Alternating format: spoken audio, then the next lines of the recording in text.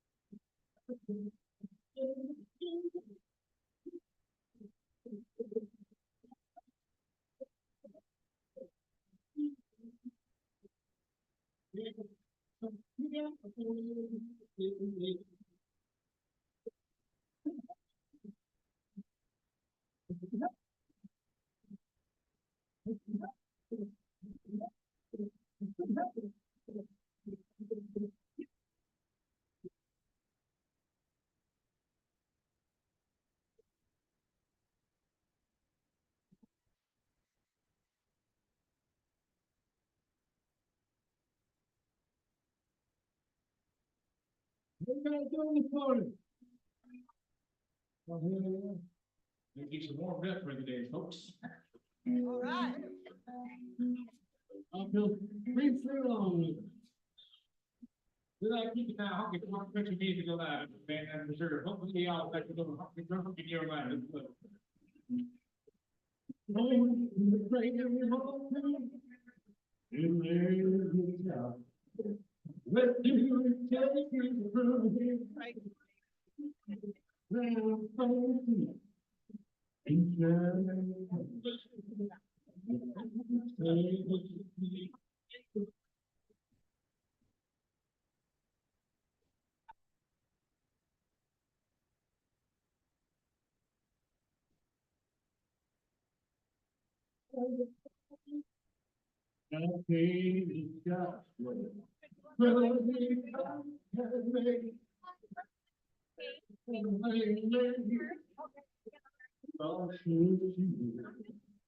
Yeah, that's right.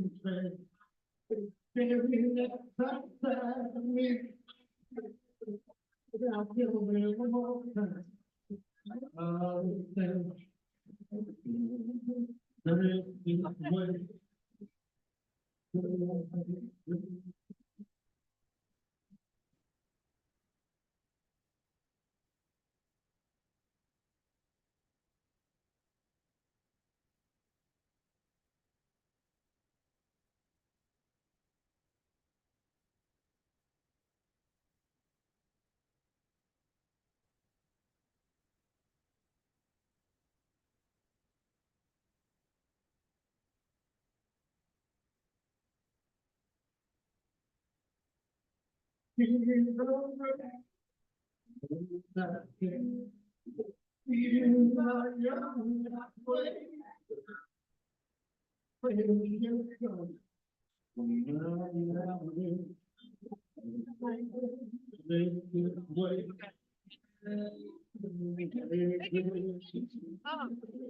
actually know the broadcast frequency of the FM transmitter? Because I don't know what it is.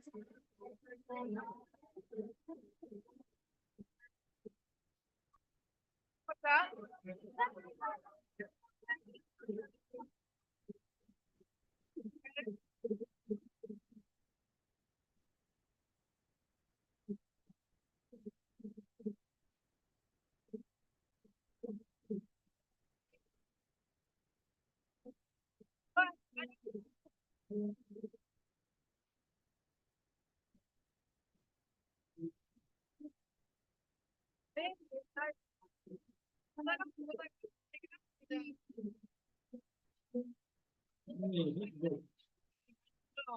But I think we're screaming. Well, we catered around that. I'm happy to be here with you folks today. We're gonna be playing some music tonight as well. Do one more song for you guys, so you guys can get everything going for today. We know Karen Lemon very well, and she's been a friend of ours since I was back in elementary school, so. If you haven't come out and hang out with you guys, we've been around for a while, so we're happy that we finally get to hang out with her and all of her friends, so. What do you think? What do you think, Carsky? Sing one with her real fast? Get your phone up the right way.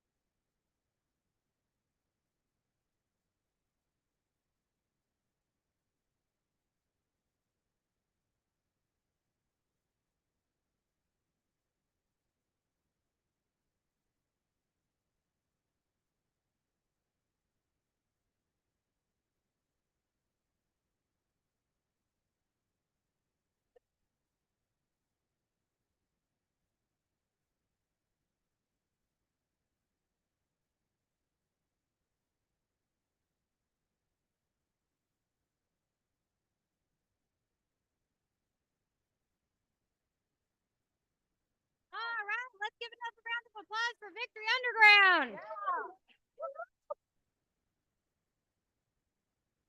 I'm wondering, is this the earliest you've ever played for a crowd? It is. It is, all right. You'll be able to tell your grandkids, that Sunday we used to play music at 9 a.m. There's no both ways. Well, thank you guys very much, and we look.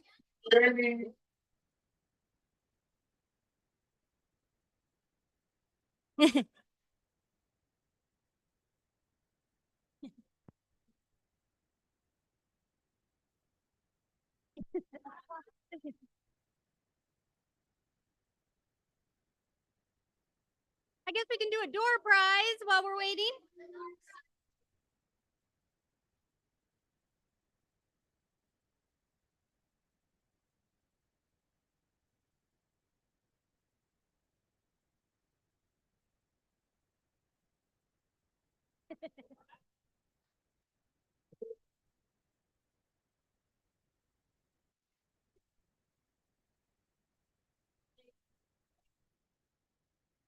Yeah. Yeah. That's what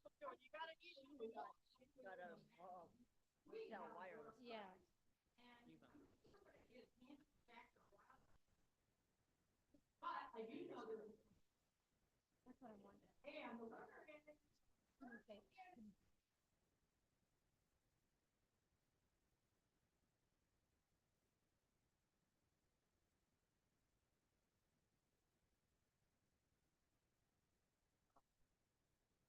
Also, you gotta eat that microphone. Yeah. Right up, you gotta get right up on it. Try it. Like Karen sounded, that sound can't be fun. Yeah, that's one of the wireless. Is that the wireless one? Yeah. Yeah.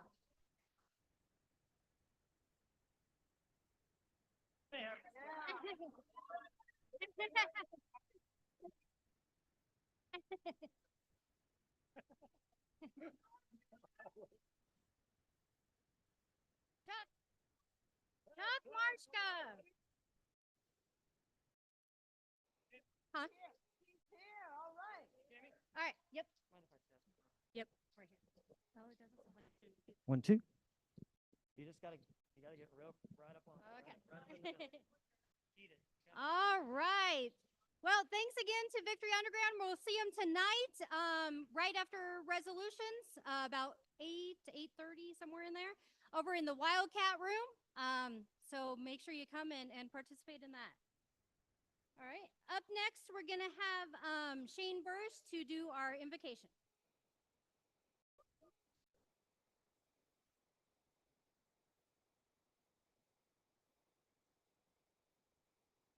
I will have to lift it up. All right.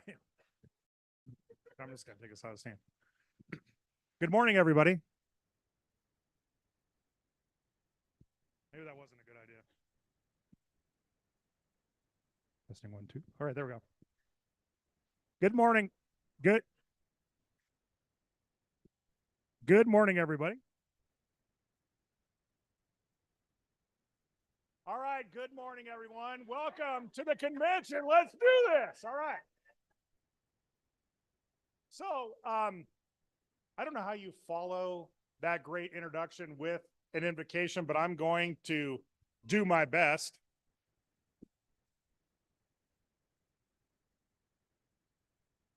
So, if I could have your attention in the proper that. By the way, that was great, gentlemen. Yeah.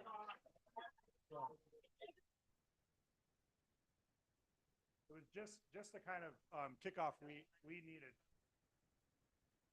All right, if I could, everyone bow in prayer. Lord, we have come from all over the state of Nebraska and the nation to help ourselves and the world know the goodness that is inherent in the blind. We know from your word that all that you made is good. You tell us that over 6 days you created the universe and were well pleased with it. Us being a part of that universe, we know that you pronounced our goodness Unfortunately, there are many in the world who do not know the worth that we know that we have. So we've created the National Federation of the Blind to have a vehicle to do that work. We come together again this weekend to put our efforts to changing forever what it means to be blind and to letting the world know that we, the blind of Nebraska and of the nation, can live the lives we want. We know that after you made the universe, you took a day of rest. We humbly approach you, Lord, with the request that we are not yet ready for that day of rest. We will do whatever is in your plan, but if it is your will, we would like to take this weekend to reprogram ourselves, recharge our batteries so that we can go and do the work of the blind of Nebraska.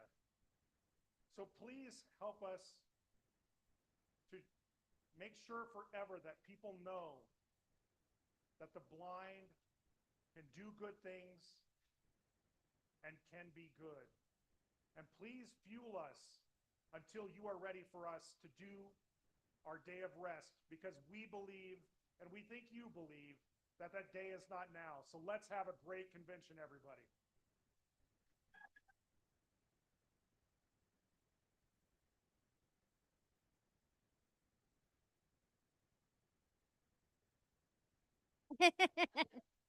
All right. Thank you, Shane. Next, real quick for some numbers here, because we're all kind of curious about some numbers, we're going to bring to the podium our chair of our Convention Arrangements Committee, Christine Boone.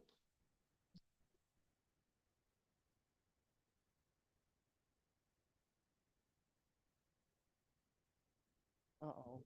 I get close to it and it starts to whistle. Uh-oh. Now, come on, you darn Mike. Okay. How's that? Oh, shh. How is that? See? What? No, thank you, Robert. He says I'm worth whistling at. Wow. Well, I don't know. Robert wasn't there when I was crossing 10th Street, or what is that? Yeah, 10th Street last night. And there's a big old storm sewer just to the left or the north as you're walking back toward the hotel. And I knew about it, and I sort of felt the sloping of the street, and I thought, I better get out of here. But I had my little short cowboy boots on because, you know, we had our hoedown last night. And so my feet went sliding into that old storm sewer, and I landed right on my butt. Anyway, so that was a great beginning to the convention. Anyway, I digress. So when we were getting numbers in for this convention, we were at about 89, 90 people for a long time. And then we got closer and we were at 93, 94. And last night at about 8 o'clock, we were at 98 people at this convention. So we think that's pretty darn good.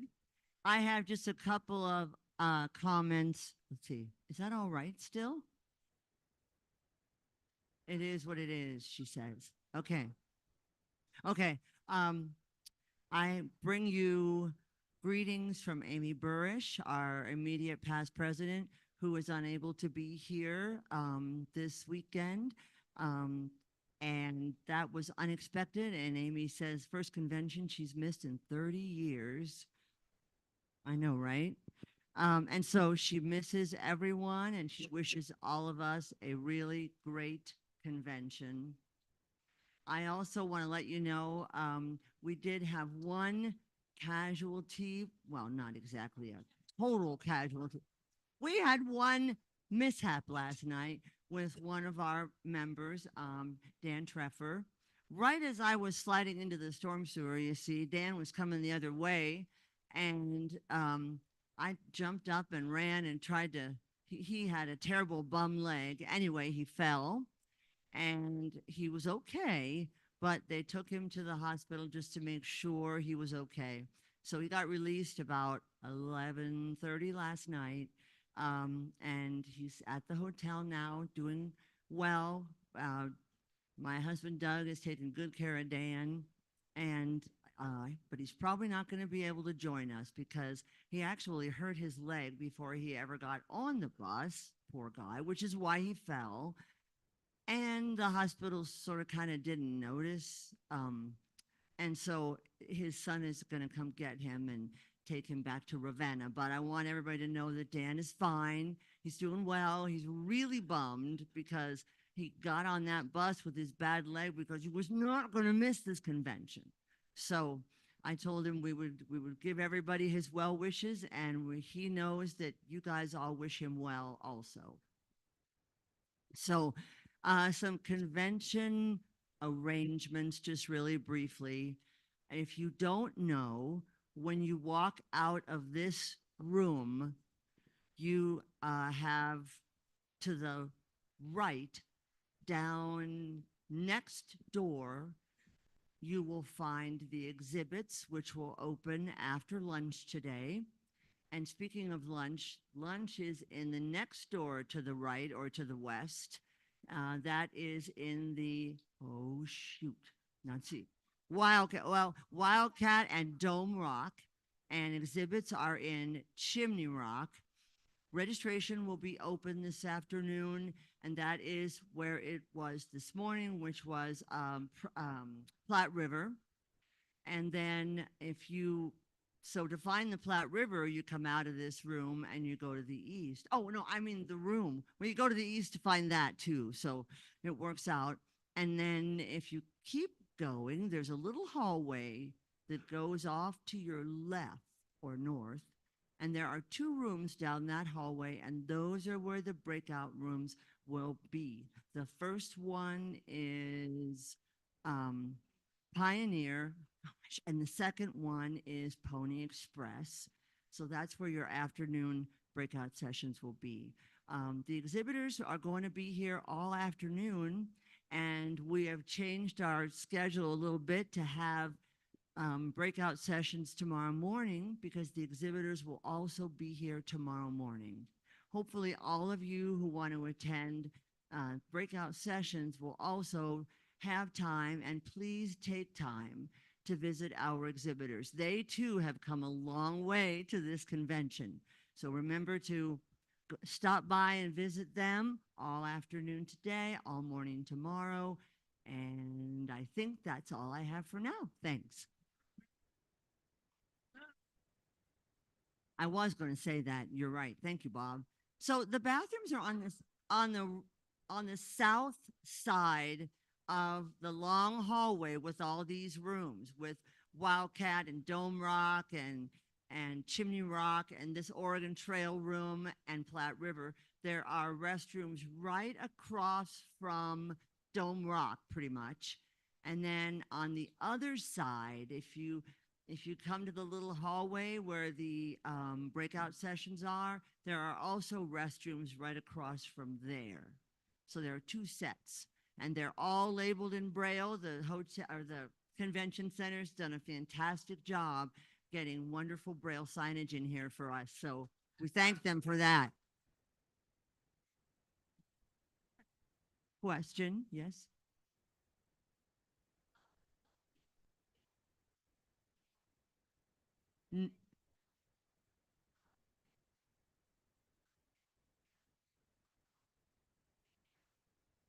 No, no, I am very sorry, but the hotel, the Civic Center really needs a count before we get here, and they give us 5% up or down, but we're pretty much at that 5%.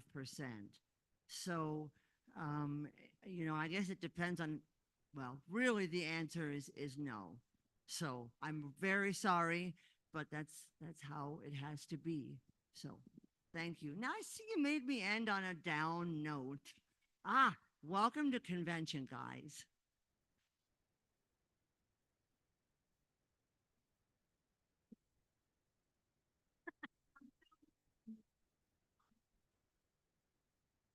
Okay, go for it. Hey, as a reference out here, you went west. Cottonwood #1 is for men.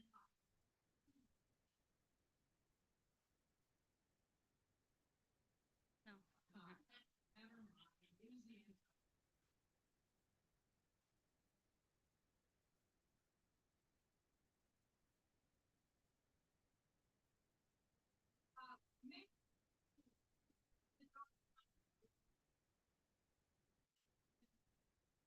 I I bet she's not here yet. She'll be here tomorrow. oh, geez, my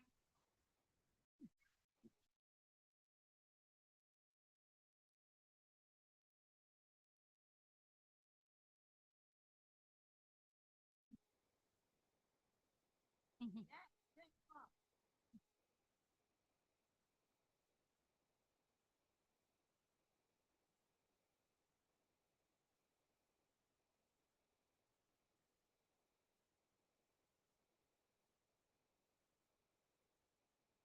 Oh, yeah.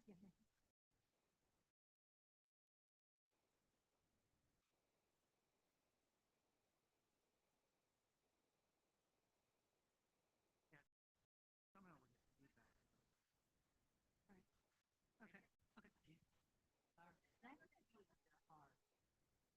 All right. So does that mean each speaker gets a door prize? Is that how that's going to work here? um, door prize people, if you can make sure and turn off your mic when you're not using it, that'd be great. Also, if there are questions, there is a mic in one of the center hallways, aisles. Oh, you don't have a separate. Okay. Okay.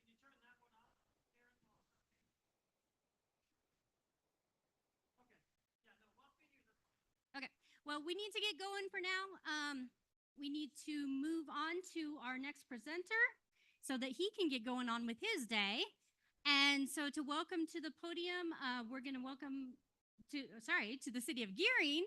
The mayor of Gearing is Kent Ewing.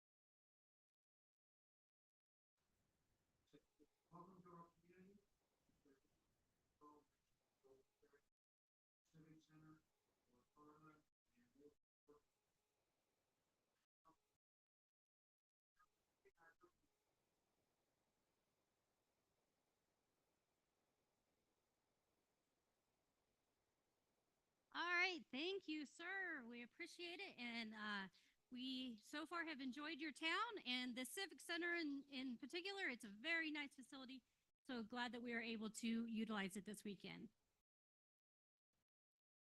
Okay, next up, we're going to have our national representative, who is Carla McQuillan from Oregon.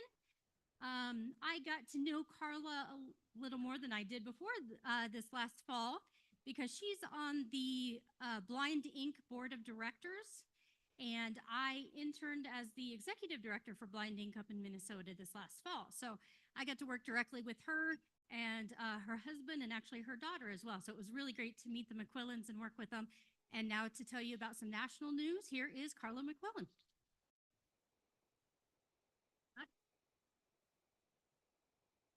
Good morning, everybody. All right, so I'm going to start with a rule that we have in Oregon.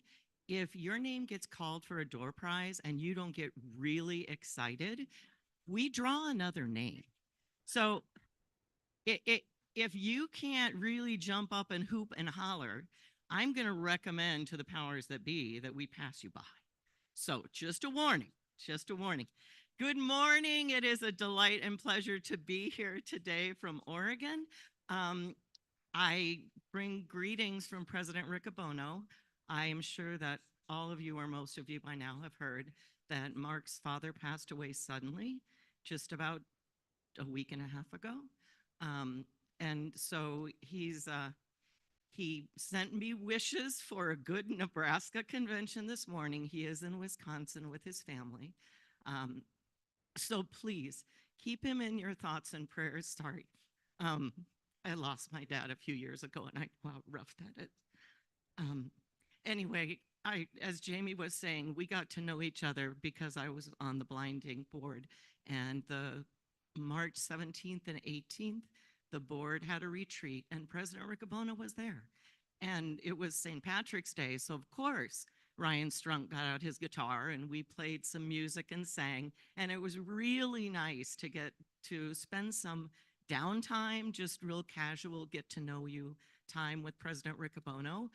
He does want to meet all of you. Believe it or not, he is welcome to your comments and your thoughts, anything that you have to share with him. He really does care about not just the organization and the work of the National Federation of the Blind, but of the people who do the work. And that's you guys, that's you here in this room. And it's always great for me to come and see so much energy. And isn't it great to come back together with your blind friends and feel like you're part of a bigger collective? I just think that's really awesome. So at our national board meeting this past December, we went through our financials, which, not that the organization does not have a huge stockpile of savings, but we are running a deficit. A number of the programs that our organization used to bring in, a huge, substantial part of income and donations, was the mail program, the direct mail. And those have been for the past 2 decades. I remember Mrs. Jernigan talking about how we were going to have to look elsewhere for sources of income because the direct mail was drying up. And so in fact it has. And we are at a point where we almost spend more money doing the mailings than we receive in donations back. So all of this is to say that we really need for you and your friends and families to help support the National Federation of the Blind financially till we can turn things around. I mean, as you may know, stocks and some of the investments we have not performed extremely well over the past couple of years. And they will turn around, but it's going to need everybody to help work on supporting that. So how many people in this room are members of the pre-authorized contribution plan? All right. All right, excellent. And Jamie, when do you do your PAC stuff? Tomorrow at Banquet. Okay, awesome. All right, so I'm happy to help with that. I love doing the PAC stuff. So think about what you can contribute as little. For those of you, is anybody in the room who does not know what the PAC plan is? Okay, all right, good. Be honest, because that's how you learn stuff. I remember my very first state convention, well, my very first NFB event. I was a scholarship winner in Illinois, and I sat next to Patty Chang, who at the time was Patty Gregory. And every time somebody would give an acronym, I would say, what's that? What's that? And Steve Benson would pound his gavel and tell me to be quiet. And I just kept asking because that's the way you learn. Okay, the pre-authorized contribution plan is a simple, painless way to give money to the organization on a monthly basis. You can do it for as little as $5 a month. It can come off of a checking account, a savings account, a credit card, and we can give you information tomorrow night about how you can do that. It would be nice to have somebody in the room who helps people out so we can get that taken care of.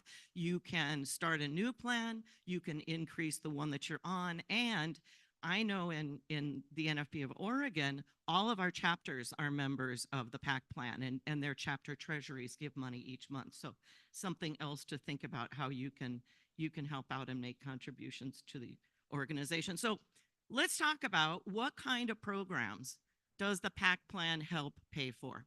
Anybody? Oh, come on. Youth programs, right. All of our STEM and education, our STEM, our Bell. Yes. What did you just say up here?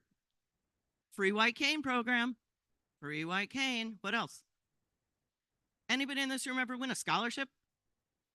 Okay, goes for scholarship programs. It goes for our legal programs and activities. It helps with the advocacy work that we do. I mean, right now in Oregon, we have 3 students who are attending Oregon State University, all graduate women in STEM fields. Okay?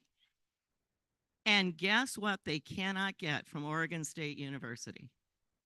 Materials in an accessible format. And they have filed against the university with the Federal Office for Civil Rights.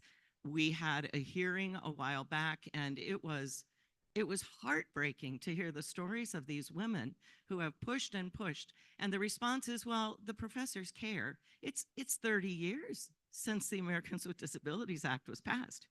The professors who are resistant aren't even working as professors anymore. And it just is unreasonable to me that after all this time, we still have not made an effort at our universities levels to make all of the materials accessible so that these students can be successful. I mean, it's tough enough to be a blind person in STEM. Let's at least give them the materials that will help them to be more successful in that career.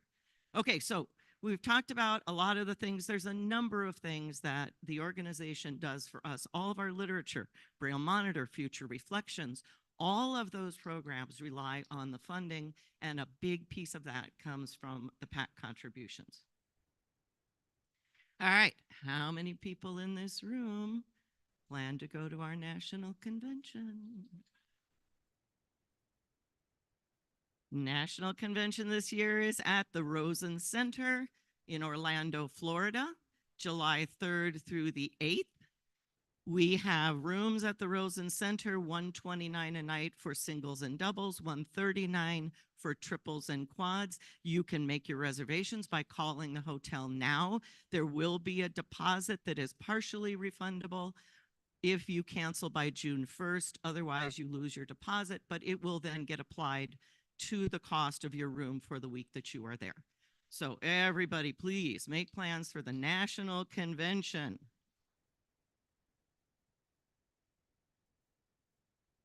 And this is, as President Riccobono has promised, going to be a safe space for our members and our families and friends.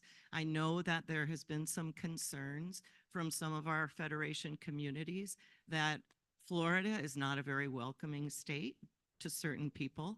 And we just want you, if you have questions or concerns, President Riccobono wrote an article for the December 23 Monitor. I suggest if you want to hand that out to friends who might have concerns. We don't want people not to come to a convention because they believe that they will be discriminated against in our programs. And I just want to encourage people that we're making every effort to ensure that that does not happen. Anybody never been to a national convention who would like to? All right. Here's good news. There is a Kenneth Jernigan Scholarship that is available for first-time attendees going to the national convention. And it is my belief that the deadline for that is next Monday, the 15th of April. So you go online, you fill it out. You need to get a letter from your state president saying, yes, you are indeed a member, and she recommends you, which I don't think should be a problem here. And the amount of money is not consistent year to year. It depends on how much is in the fund and how many people request it.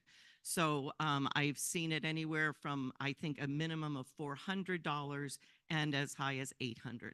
So that will put a significant dent in your, what you would otherwise be spending out of pocket.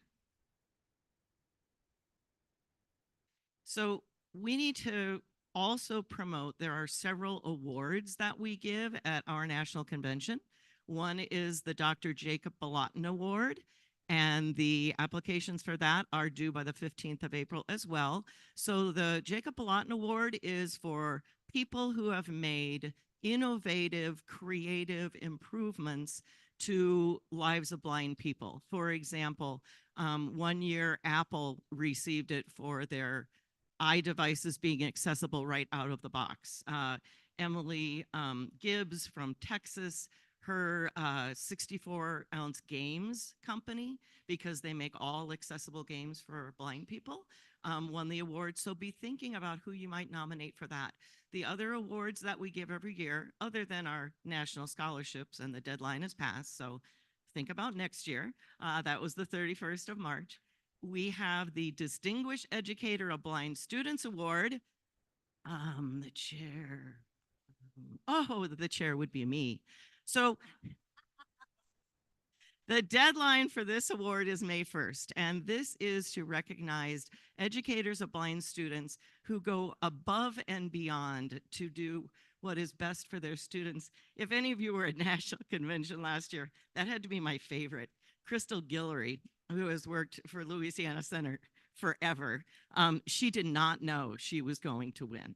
And it was so fun to get her out of her setup of the Braille Book Fair and under the auspices of talking about the Braille Book Fair at the board meeting, she was given the Distinguished Educator of Blind Students Award. It was awesome. Anyway, be thinking about that. The other award is Blind Educator of the Year, which I date myself to say I won in 1996. But you want to, if you know of an educator of any students, blind or sighted, who is blind, nominate them for this award so they can be recognized. And I believe the deadline for that is May 1st as well as the Distinguished Educator of Blind Students. How many of you have heard about the Museum for the Blind People's Movement? Yes. So we are creating a museum in the building at our National Center in Baltimore that tells the story of the civil rights movement of blind people from the perspective of blind people. We intend to make it a fully accessible museum in every way possible. In fact, we want it to stand as the state of the art for accessibility in museums.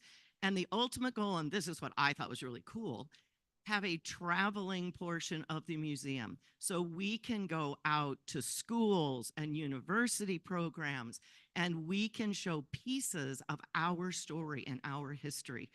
And right? I think this is one of the most exciting things we've done in a very, very long time.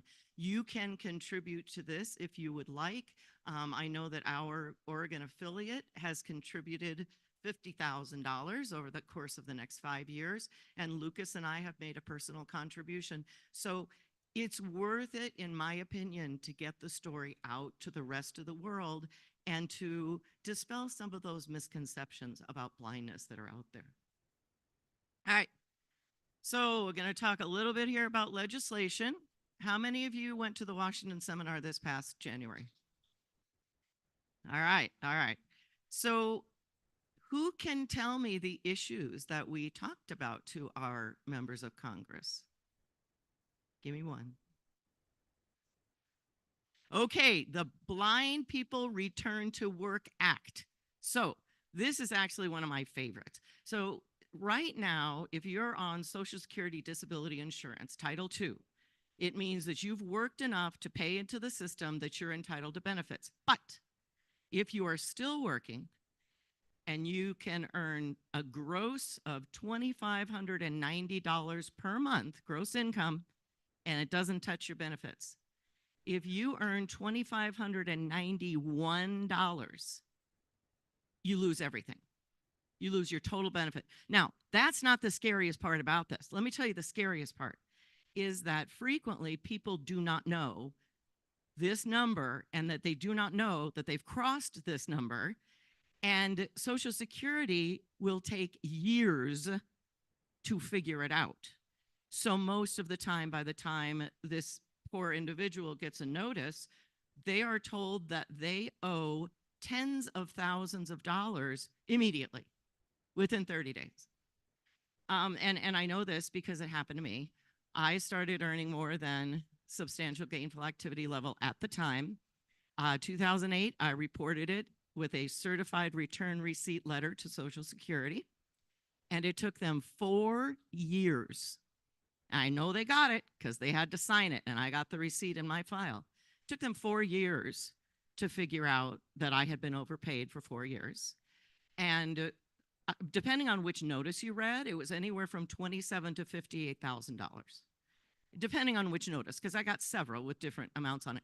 So imagine how devastating that would be for someone who did not understand. Of course, I put that money into my bank account, and the really cool news about that was they put me on SSI when I should have been on SSDI when I was a teenager, and so they actually owed me a real big chunk of change.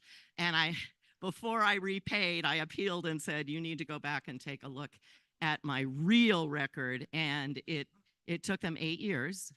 But they did, in fact, send me back pay and my 2 children, and it was 6 figures. So there you go. There was some good out of that.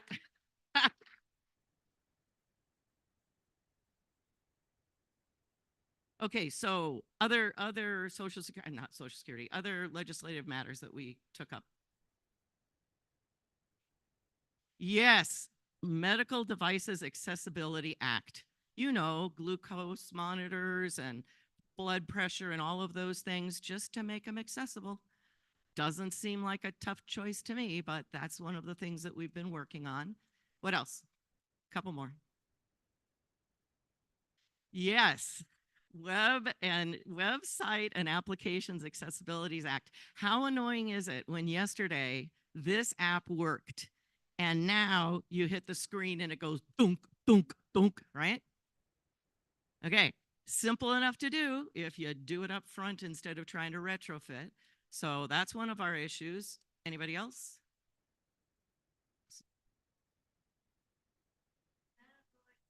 Yeah, we got the medical devices. We got Social Security medical devices, web access. Yes, the elimination of the 14C certificates, which allows for companies to pay less than the minimum wage simply because someone is disabled. All right, so at a state level,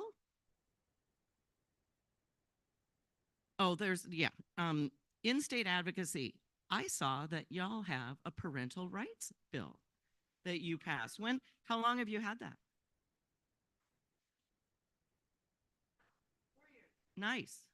Very nice. We've worked on that in Oregon, and I do not know what the Department of Justice has against it, but they let us get all the way up to hearings and then cut it out. And it's, yeah. Yeah, my favorite is I was on a committee, the ADA steering committee, to help remedy this problem, right?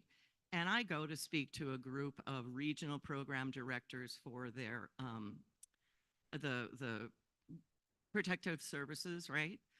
And I stood up and started telling stories about blind people I had worked with whose children had been removed from their home for no reason other than the fact that they were blind.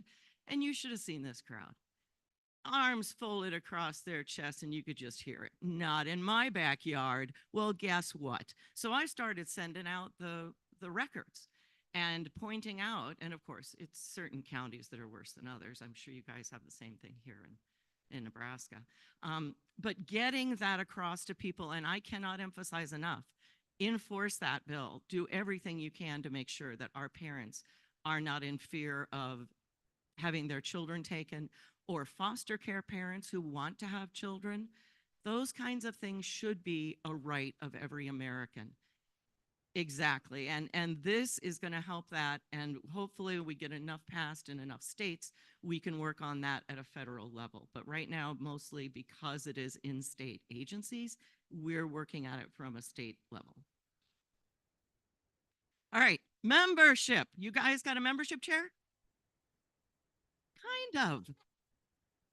Well, we are looking to build our membership. Our chapters are the strongest and first line of defense for our members. So make your efforts to get people in. We do have what we used to call open houses. It's quarterly meetings about the National Federation of the Blind. Members can be there, non-members can be there, are encouraged. And to attend those, you'll need to register online so that we can send out the link information for those meetings. Okay, so one of the things that is really important that we keep in the forefront of our brains is I know sometimes things come up at the state level that are discrimination legal matters, and the inclination is to jump on it and move forward. And the real important piece of this is the more effective we are depends on how great our collective action is and how coordinated our efforts. So President Riccobono has requested that you do not go off on your own and pursue any type of complaints or legal matters without notifying our national organization, because it may be that we've already made efforts in that direction and that this would only add to the collective of our concerns and complaints. So please, San Jose Steel is the one who is intaking those complaints and legal issues at our national office. Legal@nfb.org is another way that you can write, but we definitely want to make sure that these are coordinated efforts from the highest level, not to mention that a lot of these lawsuits get very expensive. The Oregon State Lawsuit University that I just spoke of, the national organization is helping us pay for that because there's no way our Oregon affiliate could do that. Okay, now let's talk a little bit about youth programs. Yeah. As a longtime educator, I am all over the youth programs. I said for years that we need to start younger. You know, we started with a bunch of teenage programs, the Youth Slam and all that. That's great. But the younger they are, the more we can ingrain that philosophy and to their parents. So do you all have a STEM to You happening this year? Oh, okay. All right. And that's all right. This is, you know what? Apparently there were only 9 of them that took place last year. I was surprised that it wasn't more. I think we have more this year. But yeah, Oregon is doing one. This is STEM activities, like a one-day program, afternoon program, where we introduce elementary and middle school children to STEM stuff. And it is funded by a grant, and it costs nothing to the affiliates or the participants. All of the materials and everything are included. So we're really looking forward to ours. And then Bell Academy. Okay, well, let me tell you something about Bell Academy. So when Carlton Walker used to be the Director of Education Services, and she left in 2017, late 2017. Well, we didn't have anybody to pick this up. So I kind of started doing it, but instead of having, well, we did have a group of advanced people who have done the Bell Academy before, all meet in Baltimore and go over, you know, just kind of a weekend training. But what I found was really helpful in my state, when me and my teacher went to that first training, we came back to the affiliate and had a membership meeting with 40 members and got everybody excited, everybody working. It was the easiest Bell Academy year I ever did. So I started going out to affiliates who were doing Bell for the first time and inviting as many members as they wanted to a weekend training. And I did, for Florida, I did a 9-day workshop on a Saturday because they couldn't make it Friday and Sunday. And they all walked away going, wow, that was great. It didn't feel like 9 hours at all. So if you are thinking about it, Karen Anderson is the new Director of Education Programs and has said that she thinks that is a really effective way to get training out to affiliates for Bell. Where are we on time? I know I started early. Yeah, you started early. Okay. Other For 20 minutes. 21. Okay. Oh, I can do that. No problem. Other youth programs. We have Early Explorers, which introduces young children to canes and their parents to a little instruction about how to help their children use their canes. We have the Braille Reading Pals program, where we send out Braille books to children I believe it's every quarter. And they also get a little plush stuffed animal that's their reading pal. These are offered by the National Federation of the Blind with some support from the American Action Fund. And that too is absolutely free of charge for our families. Round Up with Lyft. How many of you have added this donation to your Lyft app? Okay, that sounds like not enough of you. Do you use Lyft? Okay, all right. So there is a way, if you go into your app settings for Lyft, there is a donation selection. You take that and you can donate. We come up on the list. What they do is, let's say my Lyft ride was $12.47. Okay, they round it up to $13.53 goes to the National Federation of the Blind. Now, and sometimes it's 2 cents and sometimes it's 98 cents. But in the bigger picture, we have the potential to make hundreds of thousands of dollars a year with the number of people, because it doesn't just have to be our guys. Get your family members on it, your student friends, anybody you know who uses Lyft. Get them to add that. And it's, again, a real painless way to donate money to the National Federation of the Blind. So the independence market, although we've been working for many years to make it all automated, it is not. But you can call the independence market and order all kinds of accessible devices, white canes. We do have the white cane program, the free slate and stylus program. All of those things come through our independence market. So I strongly advise that you take advantage of those. I am about at the end of my little chatter. Everybody's applauding. Yeah, I got that. Yeah, it's the beginning of a long weekend, guys. If that's how you're feeling now, just so I would like to take questions, because if I can't answer them, I promise you I will find an answer and have it before the end of the weekend. Any questions? Would somebody be willing to stand next to the mic so that people know where it is? Karen? No questions? Yes.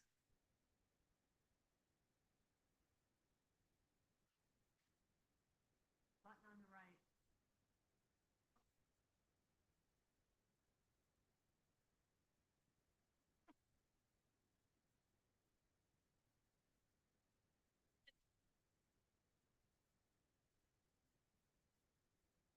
No questions, really? Yes. Yeah. Question on NFBN. Wondered what the, I know that, it's been a while since I've heard the update on where the funding comes from, or what the federal government is what is the,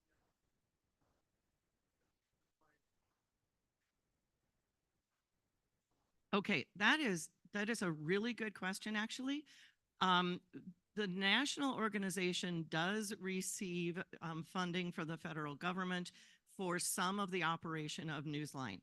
Most of the states have developed their own funding streams for the remaining amount of money that we owe.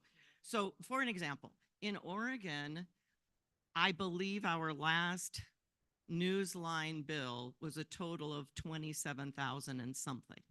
So in our state, we made an agreement with our Talking Book and Braille Library and our Commission for the Blind. They each kick in $10,000, and the NFB of Oregon pays the remainder, which was 7,000 something.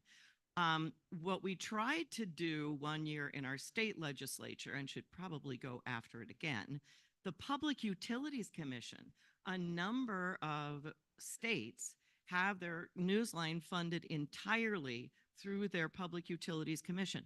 So what they do, and in fact, in Oregon, they have a legal responsibility. Okay, so when you get your phone bill, it's got all kinds of taxes and fees on it, right?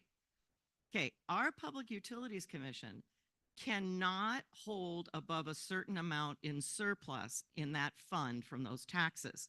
So periodically they have to evaluate it and even reduce those taxes. But what we calculated was if we add 2 cents per phone in the state of Oregon, we will more than pay for Newsline. And it seems to me that that is a pretty easy way to get funded from the state for your Newsline access without anybody really feeling it. You know what I'm saying? But that was a good question. Yeah. Oh, wow. Good question. Well, I take it from the question you do have Newsline in Nebraska. Okay. So Newsline for the Blind began when there were no electronic newspaper services. Everything was hold it in your hand. You know, somebody throws it on your doorstep in the morning, you hold it in your hand in the 90s, the early 90s. So we started the Newsline for the Blind service, which has, oh my gosh, hundreds of periodicals and newspapers from all over the country, the New York Times, the Washington Post. In Oregon, we have 3 local newspapers on our Newsline service. And you just dial up a number, or now there's apps you can do it on your phone. And you can pick and choose what newspapers you want to read. And it's all done electronically, just like your voiceover reads on your phone now.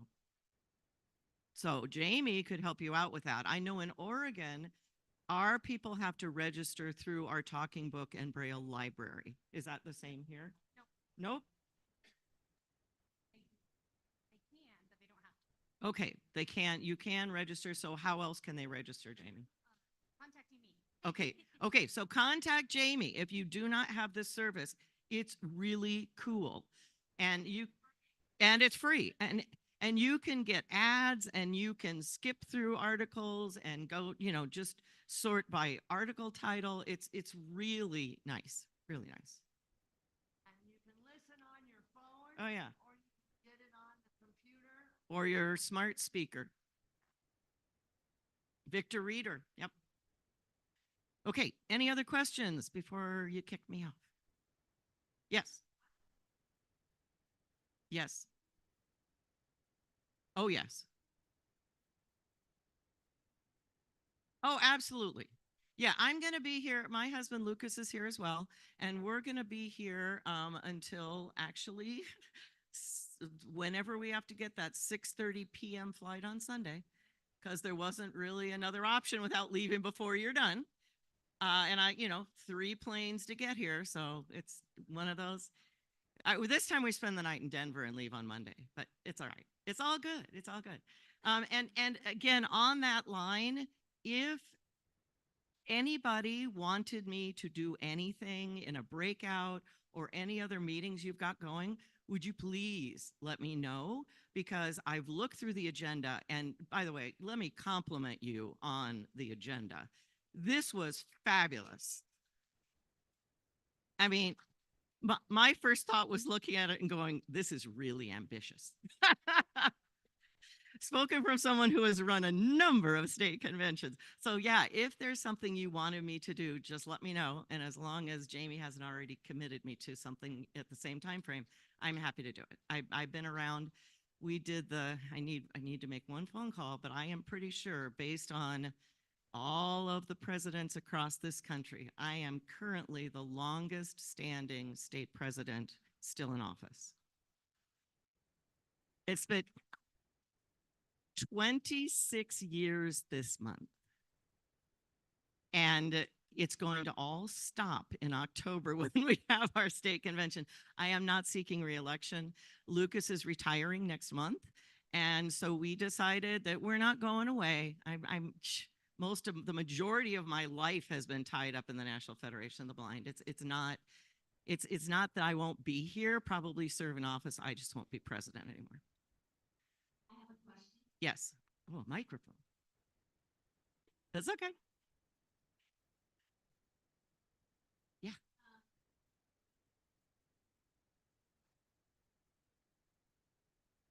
Early explorers, I don't believe they cut it off. I think they encourage because it's a free white cane and then some communication about some basic cane skills.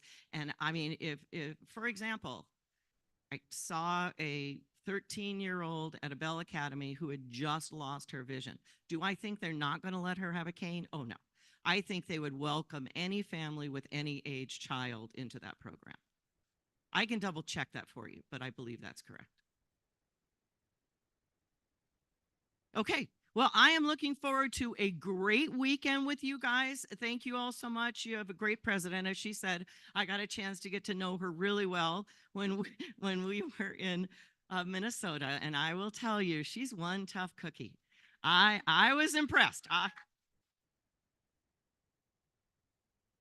consider myself pretty stand up and tough, but she stood up to some very unpleasant people and really held her ground. So I applaud her for that.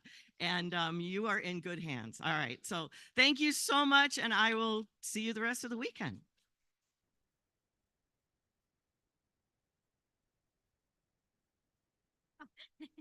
You sound like me.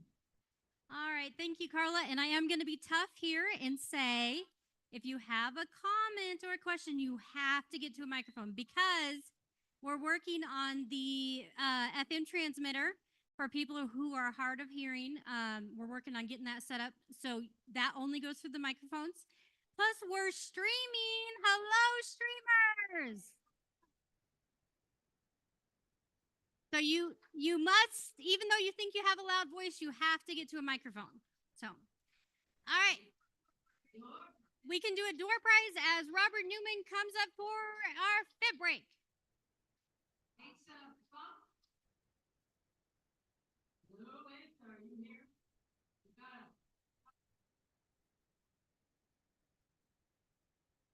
Who was it?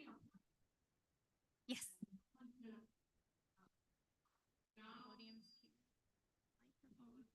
Is here right From the senior division, I believe. the what? The what? I'm sorry. Yes. Right. Let me take it from you just. Okay. Do you need to know where the microphone is, madam? I have the microphone where I stole it.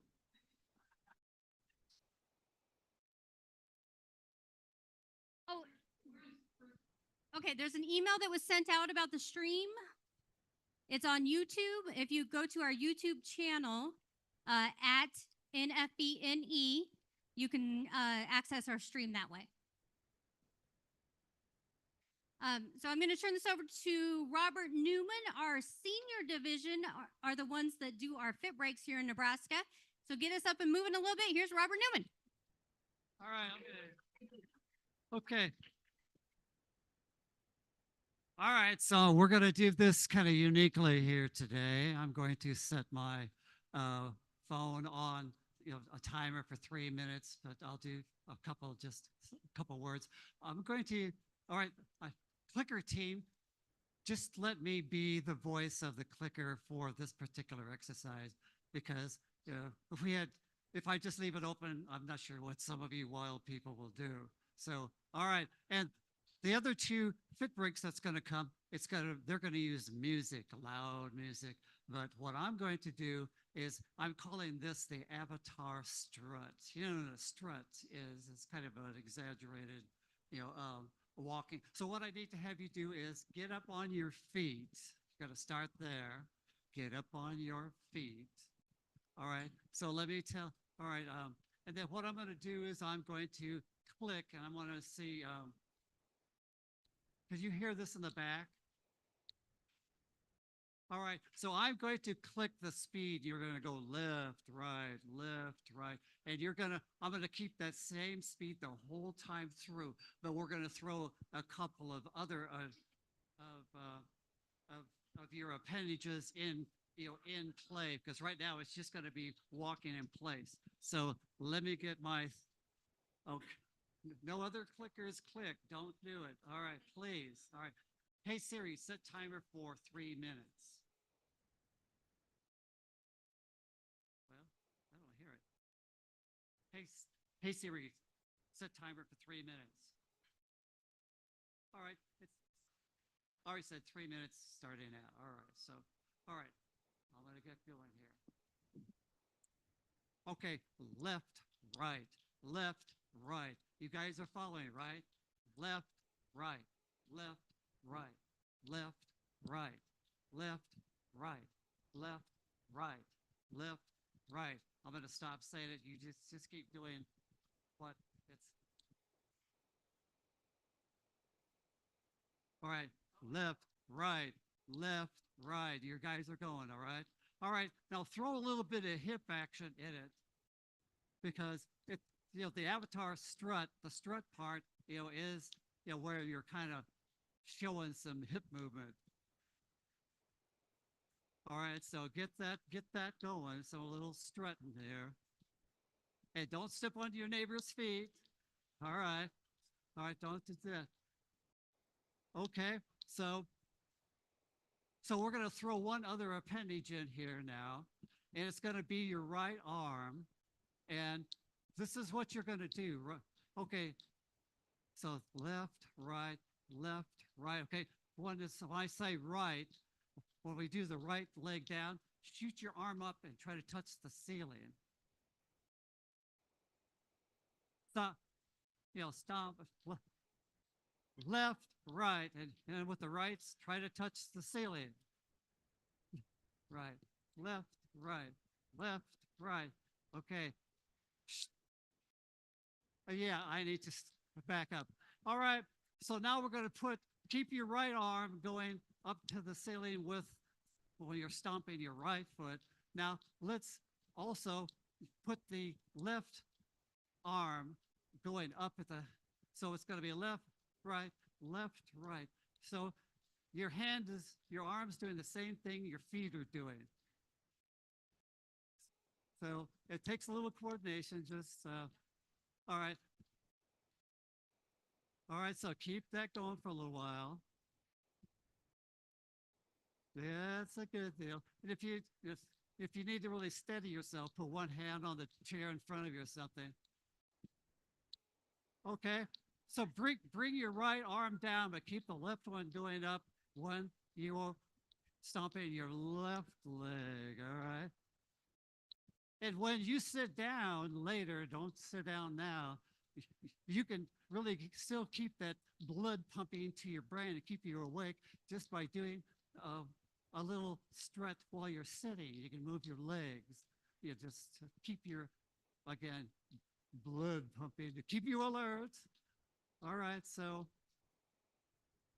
you should still have your left arm going up towards the ceiling when you're hitting left, right, left, right, left, right, left, right. All right, so the 3 minutes up. Now what you're going to do now is put your right arm up and pat the side of your head with your right arm, as we're doing the right, left, right. So if you're still doing this, left arm is going up, and then the right arm now, you're just going to pat your head when you're stomping your right foot. All right, so if you're doing that, would be a great picture. All right, so this is the end of that. And I thank you for participating. You are my favorite little avatars. You did exactly what you were asked to do. So, all right, that's the fifth break for today.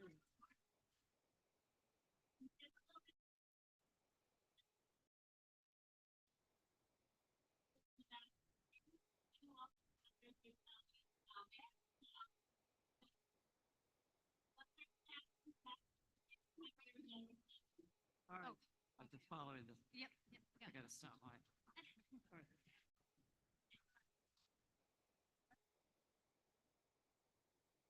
There is also coffee and water in the back of the room. Free coffee, free water. But you can buy a bottle. That'd be even better.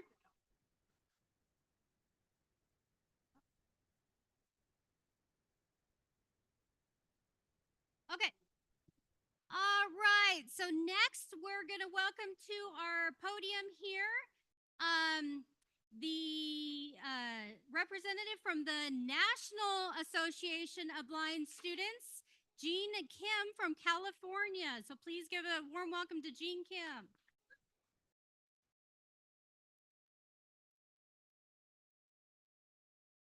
Oh, right up here. Oh, here you are. Nice to meet you. Come on over here is the podium. All right. Right there. There you go. And then your microphone's on your right. It's like in a stand on your right. Cool. All right. Hello, everyone. How are we feeling today? Oh, you guys could do better than that. How are we feeling today? Awesome. Yeah, this is my first time in Nebraska, and it's been quite beautiful, and it's been just beautiful in terms of weather, but also all of you guys have such great energy and such great positivity. So it's been a pleasure so far. Yeah, so as Jamie mentioned, my name is Jean Kim. I served as the secretary of the National Association of Blind Students for a few years, and also served in various different roles. And yeah, just with my time here this morning, I just want to share a little bit more about my personal blindness journey and try to highlight. Yeah, thank you. And just highlight a little bit of the great work that our National Student Division is doing. I'm going to give you guys a little bit of a challenge. So we have 4 different committees that I'm going to try and highlight. And I'm going to try to guess which committee I'm going to be leading up to. I'm going to be setting up each committee with a different piece of my blindness journey. So try to predict and see if you can get all 4 right. If you get all 4 right, I'll give you a fist bump or something. So the 4 committees we have in alphabetical order are the Advocacy Committee, the Content Creation Committee, the Fundraising Committee. I could do math, or not math. Wow. I can do the alphabet, and the Membership Committee. So Advocacy, Content Creation, Fundraising, and Membership. Alrighty.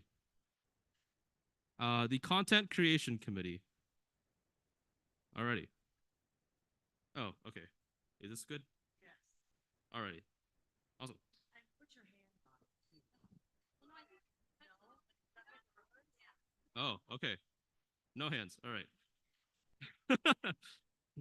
Alrighty, cool. So, yeah, I'd like to start. I was born in San Jose, California, a pretty big city to 2 Korean immigrants. And yeah, they did a lot for me. If you guys know anything about immigrants, of who moved to the United States, they're chasing that American dream, right? It's all about making those sacrifices so that the education of the kids can be successful, pursuing a different kind of world where there's lots of upward mobility. So my parents gave up a lot for me, right? The Cupertino School District, which is right around the corner from San Jose, had lots of really great resources, lots of really famous teachers of the visually impaired, lots of great Braille resources, lots of great embossers, different types of tools. And it was a really, really great sacrifice that they made for me personally.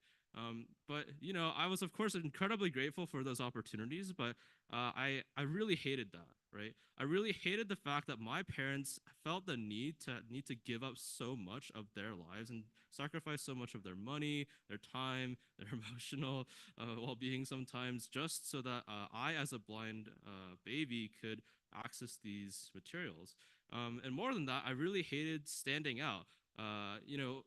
For a little bit of time, maybe when I was 6 or 7, being legally blind or having a little bit of vision but not perfect vision was kind of cool. How many of you guys have used the CCTV or know what that is?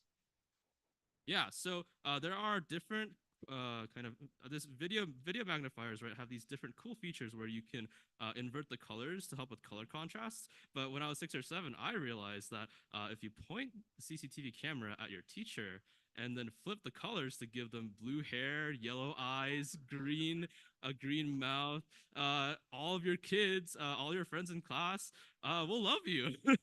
So so I felt different, but I tried to use that difference to make friends and try to stand up, but not in a bad way. But my vision started to get worse, right? That CCTV trick kind of quickly became old. People started, excluding me from different things like sports. And overall, I was just very ashamed to be blind. I remember there was a blindness summer camp, even within the blind community, right, that I went to every summer. And I remember one of my favorite counselors that I had known at that point for maybe 4 or 5 years, he was talking to one of my friends behind me, and he was like, "Hey, did you notice that Gene got kind of blinder?" And I just remember hearing that and thinking, wow, wow, maybe I did get blinder, and that's a really bad thing. I'm really ashamed of this piece. Fast forward a few years, I find myself in the 2019 National Convention of the National Federation of the Blind. I was this pure 18-year-old who grew up in a very Christian household, just got dropped off in Las Vegas. I was like, what's going on? I heard some things. Uh, you know, smelled some things. I was like, what, what's happening? Where am I? But they said that I have to come here in order to receive my scholarship or whatever. So I guess I'm gonna have to figure this out. And that's the first real big piece for me in my blindness journey, where I realized that blindness is something that you don't have to be ashamed of, right? Blindness, it, makes you different in some ways, but that doesn't mean you're kind of disabled from pursuing the things that you want to pursue.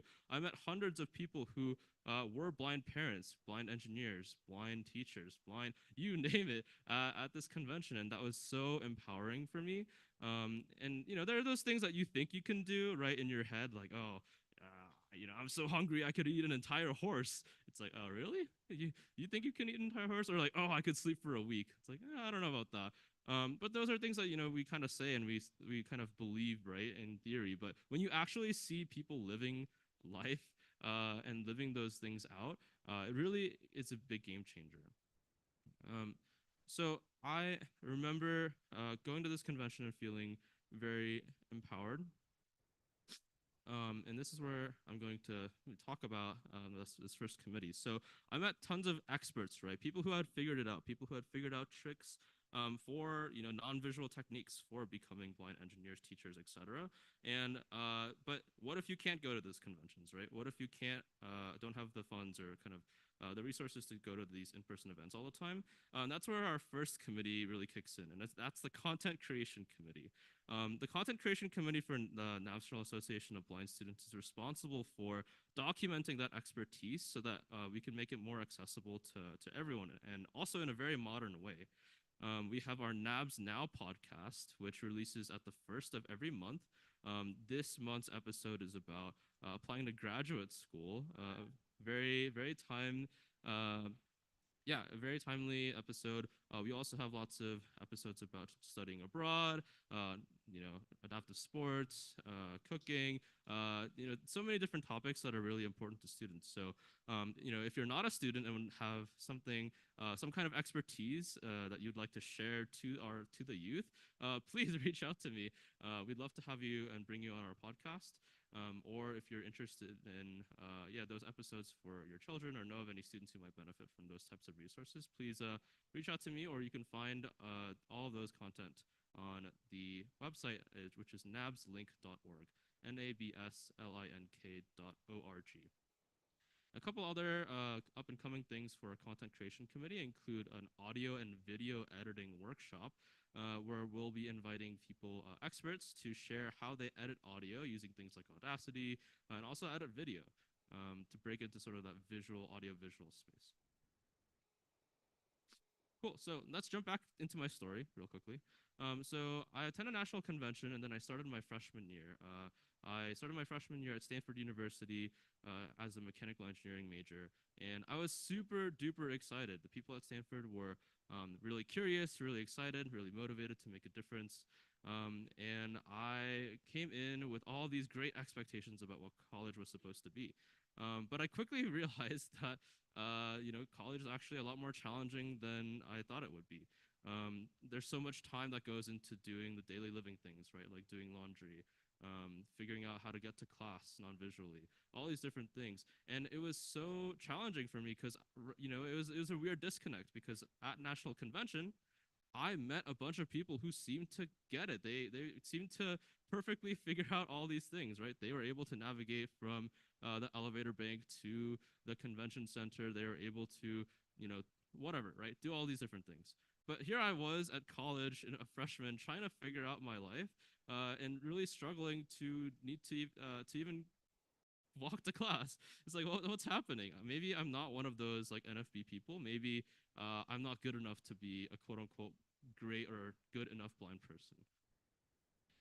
So I was thinking about this and reflecting a little bit more, and then I heard about training, blindness skills training, through a lot of fighting with the Department of Rehabilitation, or kind of my state's VR, and a lot of back and forth with Julie Deedon. I was able to attend the Colorado Center for the Blind in 2021.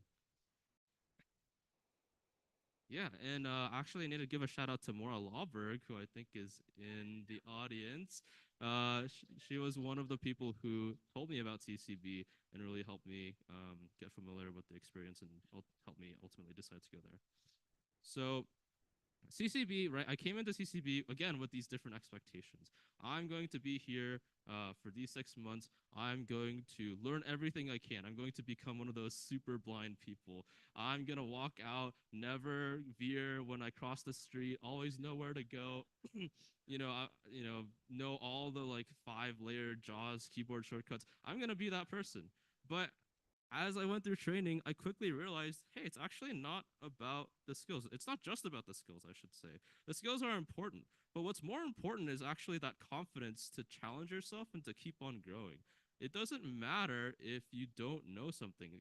I think oftentimes, oftentimes people might get this kind of federation philosophy a little bit twisted, and this is definitely the case for me, where a lot of times people think, oh yeah, like blind people can do anything that they put their minds to.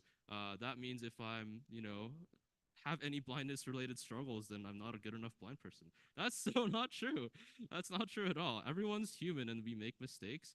But the beautiful thing about being a blind person is that, in our philosophy is that it really allows us to push ourselves forward and continue challenging ourselves to grow. And I think that's the biggest thing that I learned from training. And just in terms of that confidence to be able to ask for help when I needed it, right? I thought asking for help was a bad thing. I thought it meant it makes you less independent. But actually, when you advocate for yourself like that, it turns out that actually you can be a lot more independent, a lot more happy, a lot more efficient, and independent with your life. And that's where I want to highlight our second committee, which is the advocacy committee. So the Advocacy Committee of the National Association of Blind Students does a wide range of work in this advocacy space. We're having public speaking seminars next Sunday and the Sunday after to help people really become better public speakers, right? To articulate, to communicate in lots of different settings, which is very important. We have a really big presence at Washington Seminar each year. We have our annual winter seminar. And also just in generally, we have lots of different resources, such as the Know Your Rights quiz that the committee developed last year, which essentially goes through different pieces of legislation like the ADA or the IDEA, and really helps people, helps students especially know what their rights are, so that they know, right, like what they can advocate for, and to help with that confidence. Cool. So let's jump back into my story. So we left off at training. So I completed training in September of 2021, and then I went back to start my second year at Stanford. And as I mentioned, I was a mechanical engineering major, but mechanical engineers use a lot of very visual software, right? It's called computer-aided design. So it's all about using your mouse to kind of look, to design objects, to kind of create them visually. You need to click to rotate an object around, to maybe like cut it in different ways, and so on and so forth. And this really quickly became a challenge for me. And I was like, wow, this is like not accessible at all for me. I am struggling so much. So then I was like, I wonder how I can solve this, or if there's even a space for me in this kind of work or this kind of community. And then I discovered that actually, just because something isn't accessible right now doesn't mean it has to stay that way forever. right? Like us, myself as a blind person experiencing these kinds of challenges, it actually means that I'm the like best person to solve that issue. Is it because I'm super smart and know all the answers? No, not at all. It's because I'm a blind person. It's not just because I'm a blind person, but being a blind person actually gives me that lived experience, that personal expertise in terms of, hey, these are the challenges that I know for me as for my unique situation as a blind person, or my unique blindness kind of perspective.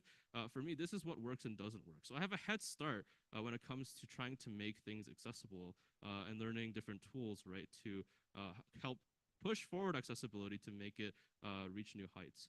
You'd be surprised how many accessibility researchers and accessibility developers there are out there that are fully sighted and completely miss the mark sometimes, right? Because they don't have that lived experience to help guide what they're building and what they're designing. And it's not even just in technology, right? As we heard a little bit ago, this lived experience is really helpful even in the advocacy space, in the activism space. How did we, as blind people, know how to advocate for these different bills at Washington Seminar? Well, we there are stories, right? There are stories behind all those struggles that each of those bills are tackling and taking on, and that really came from us. That's why the Federation talks about we are through our lived experience, we have so much blindness expertise, and we know what to advocate for. And that's why we always say nothing for us without us. It's not just because we want the attention, or we. It's not about that. It's about the fact that we know the best as a collective organization. Through my experience and your experience and the experiences of the people sitting next to you, we know the challenges in and out, and we are best equipped to tackle some of those issues. So there are a lot of these opportunities, right? If that's the real case, where kind of our blindness gives us a unique positioning to really make those accessibility, advocacy, and other impact in other types of domains, then the natural follow-up is, hey, it's really important for us to know more about our own blindness and the blindness journeys and blindness characteristics and kind of situations of the people around us. And a lot of those things happen at these in-person gatherings where we can come together as a community and really share with one another. And that's where our third committee comes in, which is the fundraising committee. So the fundraising committee, we do a lot of great work to be able to send people to things like Washington Seminar. We are able to fund, I think, a total of 10 people to attend Washington Seminar this year. And we do that all the time. We have a leadership seminar that's going on this weekend, actually. We provide financial assistance to that, and so many other things that we have going on. So yeah, so in order to kind of achieve those types of goals and host those types of events and partner with hotels and handle all those financial logistics, we need to raise a lot of funds, right? So we have a few fundraisers each year that really take off and are very popular. One of the very popular ones is our fantasy football fundraiser. Is anyone a football fan in this room? Okay. Cool. Yeah, the NFL draft is happening in a couple of weeks, so I'm very excited about that. But yeah, so fantasy football happens every year. It's a fun way for us to just kind of engage, put a little skin in the game, and win some money. We have different events at National Convention. We have the walkathon. So if you enjoy fitness and enjoy walking and also want to help NABS out, you can sign up for that. More details on that to come soon. We're trying some new initiatives this year as well. We're trying to start a restaurant fundraiser. We're getting the details in very soon. And another thing that's up and coming is NABS merch. Our merch sells out really quickly every single year at convention. We are coming up with a new design this year. Last year, our design was very, very involved. I can't give you the full description. If you want the full description of the merch, I can give it to you later. But that's just a part of it. It was the word NABS, but the N, for example, was made up of a person that was holding a cane to kind of form that N kind of shape. The S was a bunch of slates, like in a slate and stylus, a bunch of slates kind of patterned together. It was just very, very well done. We've sold blankets, tumblers, t-shirts, hoodies, crew necks, all sorts of different things, stickers. So if you want to support NABS and also be able to represent our brand a little bit more, yeah, definitely look for us at the exhibit hall, and keep your ears out for any further announcements. And finally, I'd like to just kind of conclude my personal story and wrap up with our last committee. Um, so, I talked about some of these different things about being ashamed to be a blind person, going to training and realizing that it's about, the confidence and kind of battling that perfectionism. I talked a little bit about, the importance of kind of role models and kind of documenting those expertise of those role models.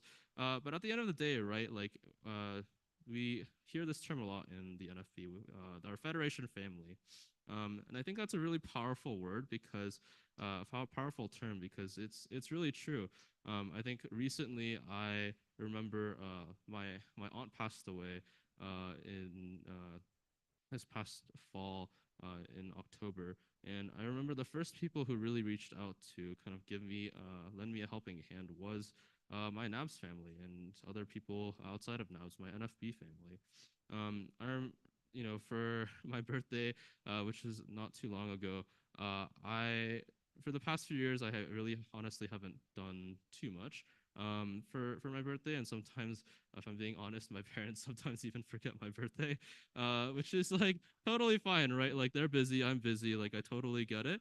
They eventually remember, and a day later they're like, oh, oops, happy birthday. But honestly, getting a little vulnerable here, like I think I've honestly had a lot of those struggles in terms of like, wow, sometimes like I don't let other people kind of like love me, or sometimes I really struggle with that self-worth or kind of like that self-love. And for my birthday this year, a lot of NABS people and kind of collaborated to make me this. It was a 15-minute audio message that was full of just like fun memories, fun different audio clips and different things like that. And first when I heard it, I was like, oh, this is funny, this is kind of cute. The audio editing's a little bit off, so you can't really hear some of the people and what they're saying. But I listened to it again, and one person was like, hey, we put this together in 2 days because students and procrastination.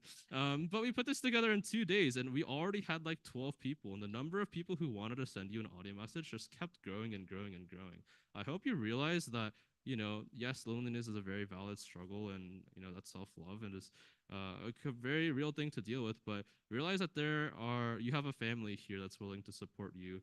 And I think that's when I really realized that, NABS and NFB can be that family, right? Even when sometimes you struggle to love yourself, you have a family here who's constantly screaming in your face that you are very lovable, that you have done really great work and you are going places.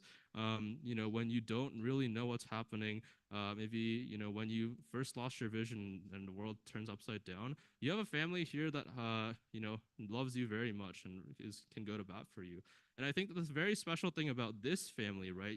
We can say that in a lot of different places, like, different churches, different other blindness organizations, other state agencies. You can talk about, oh, there's lots of love here. But I think the very special thing about the Federation family is, again, that philosophy piece, that blindness piece, right? This family has 80 plus years of history, and 80 plus years of making those mistakes, and 80 plus years of really fighting for lots of change, and 80 plus years of expertise.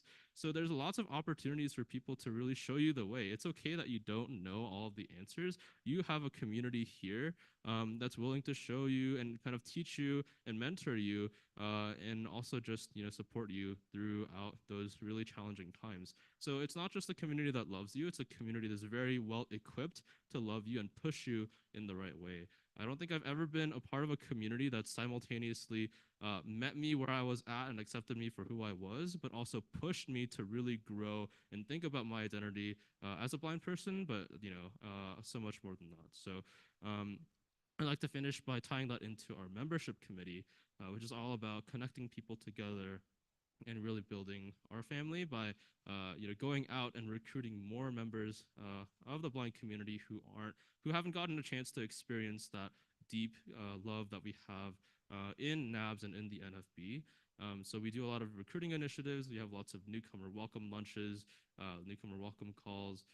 We have different resources that we plug people into. And it's also about making sure that our current members have access to those resources, right? We have an ongoing huge spreadsheet of different resources with like scholarships and different accessibility tools for navigating, different learning platforms like Canvas and things like that that school uses. We have sort of a Zoom, Google Docs, tips and tricks document with screen readers. We have all these different resources that we've compiled together for our current members to really benefit from that expertise and resources. And lastly, this is kind of maybe the most important and most exciting thing. If you don't remember anything, pay attention from my speech today, pay attention to this. We have, the membership committee does a lot of work with our in-person events, and there's actually an in-person student event coming up very, very soon. It's called our Rocky Mountains Student Seminar. It's going to take place from May 17th through May 19th in Denver, Colorado, in partnership with the Colorado Center of the Blind. So yeah, signups are still open. They close on May 3rd. And if you want more details about that, whether you want to be a speaker to kind of help guide and mentor again some of the younger students, or if you're a student in the room or know of any students, then yeah, please talk to me, and we'd love to figure out how we can get those students over there. So yeah, thank you for letting me ramble a little bit about myself. I'll be around this entire convention too. I'm not as cool as Carla, but I'm willing to help in any way with different breakouts, and also willing to have conversations. So yeah, thank you so much, and look forward to seeing you guys around convention.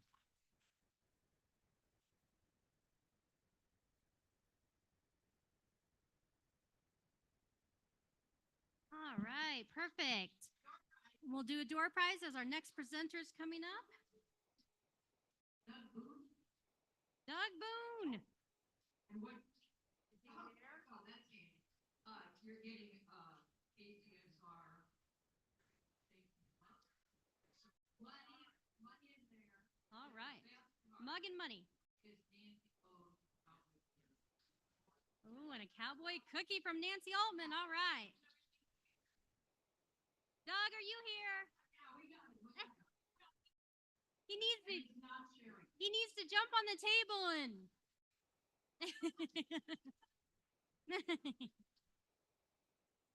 Yeah, there's no excitement. I think it's come back. Yeah.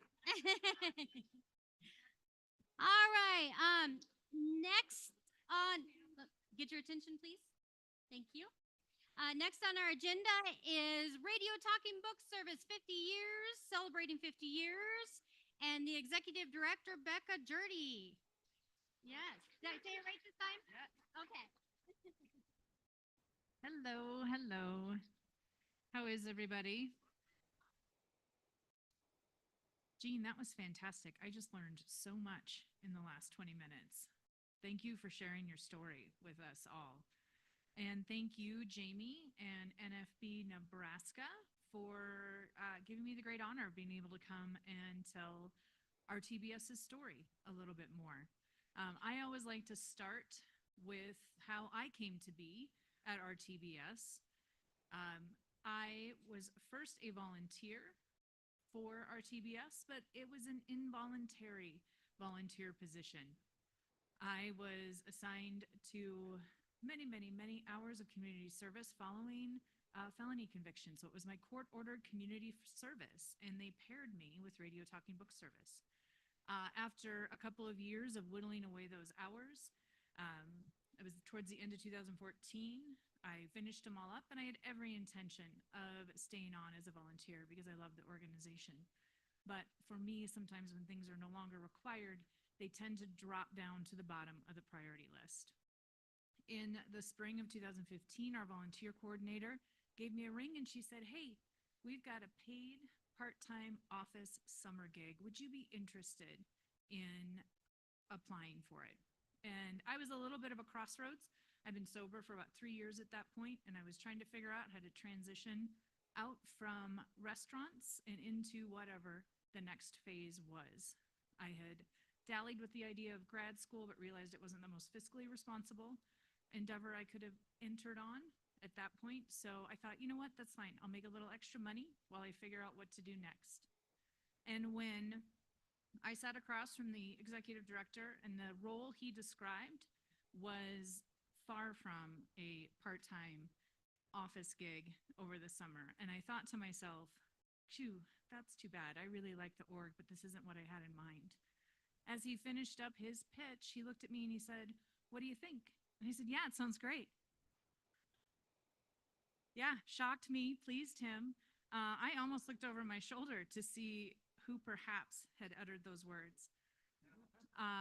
About a little less than a year later, I sat across the same table from the chairman of the board of directors, and he asked, "Would you be willing to be our interim executive director?" And that time in my head, I thought, absolutely not. I have not even been doing this for a year. But again, out loud, I said, yes, but I'm going to need some help. Now, those are two things that are a little antithetical to my core being. That is saying yes to something that terrifies me and then admitting and accepting that I may need help. I've really tried to move forward with those two ideas as my core belief. I want to be fearless when I can and ask and accept help when needed. So that is how I came to be at RTBS. Now, I know some of you are probably familiar with this, but I'm also going to give you a little rundown of how RTBS came to be in Nebraska. We were founded in 1974 by Dr. Craig Fullerton. He had been involved in the creation of Nebraska Public Radio being brought in the form of KIOS FM in Omaha. As they were on this journey, he discovered Radio Talking Book Minnesota, and he thought, wow, the folks of Nebraska could absolutely benefit from a service like this. So we were the 6th radio reading service formed in the nation. Just as a side note, most states now have one or several radio reading services. As they founded it, we were excited that KIOS FM and then Nebraska Public Media, or NET, as they were just so recently known, donated us what are called subcarrier radio frequencies so that we were able to transmit all of the newspapers and magazines that we were reading out through special radios that we still provide to our listeners at no cost. We went along that way for many years, and then in 1992, we added a program called Listening Link. Listening Link is a program where we read textbooks and academic material for folks at colleges and universities to ensure their academic success. We did that as well again. We're still doing that. It's tapered down a little bit. Technology has caught up quite a bit. They've shifted from tapes to now having, accessible PDFs, accessible versions of textbooks, that sort of thing. But we are still reading textbooks. Now, some of you may or may not remember that in about 2011, 2012, there was a big shift from analog televisions to digital televisions. And you may think, what on earth does that have to do with a radio reading service? Well, not only were we available on SCA FM channels, we were available on SAP on your television. And it was one of the easiest ways for us to connect with our listeners across the state, because if you could get your local Nebraska Public TV station, you could get us. And all of that went away when they shifted from analog to digital. So we lost thousands of listeners at that point. And that is where several years later, I came in 2015. The director at the time did a wonderful job of trying to figure out how can we continue to reach these folks now that we've had this amazing point of access cut off. And they were trying to find solutions and trying to find solutions. When I came on in 2015, we had 574 documented listeners. I will tell you that today we have 12,142.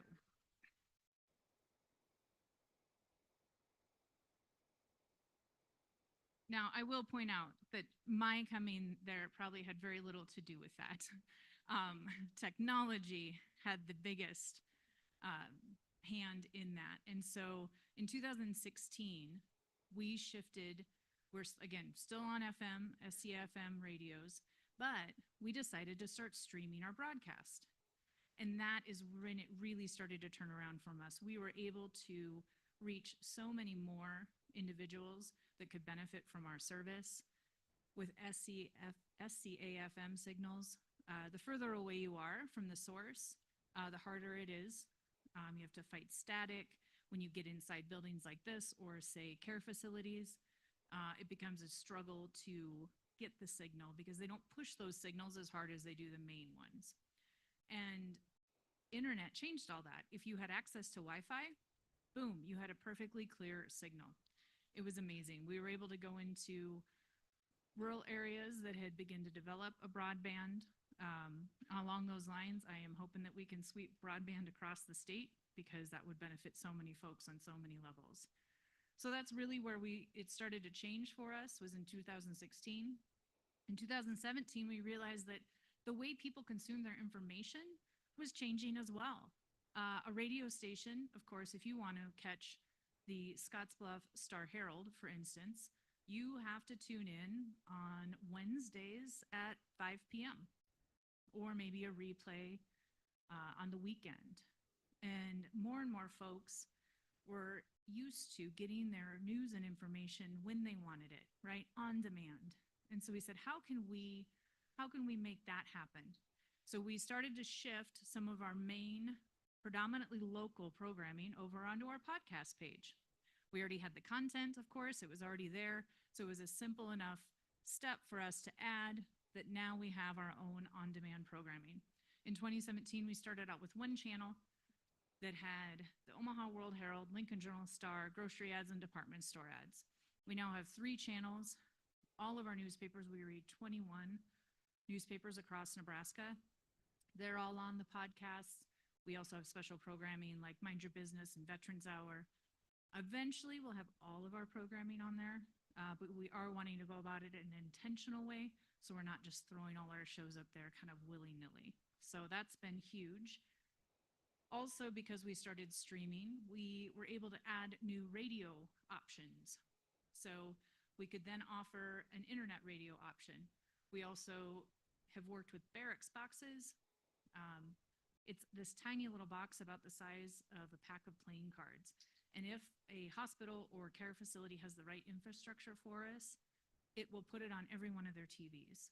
So for instance, we're in the VA Medical Center in Omaha, as well as Grand Island, and other things like that. So that was just, again, a huge boon to be able to reach more folks. Along the way, we have continued to add papers. Like I said, in 2015, we had 5 papers other than the World Herald and the Lincoln Journal-Star. We now read 21 regional newspapers. We stretch across the state. Also, newspapers are changing, right? They're getting thinner, they don't have as much content, and some folks have decided they want to provide great journalism, but they're only going to do it online. So we developed a couple of years ago our Nebraska Virtual Newsstand show, where we read digital publications like Flatwater Free Press and the Nebraska Examiner. This way we're able to keep folks connected to the news in all the different ways that it's being offered. We've continued to add local news sources. Again, our mission is to provide local current publications. And so we developed a Mind Your Business show, which features the Midlands Business Journal as well as Strictly Business from Lincoln and Omaha.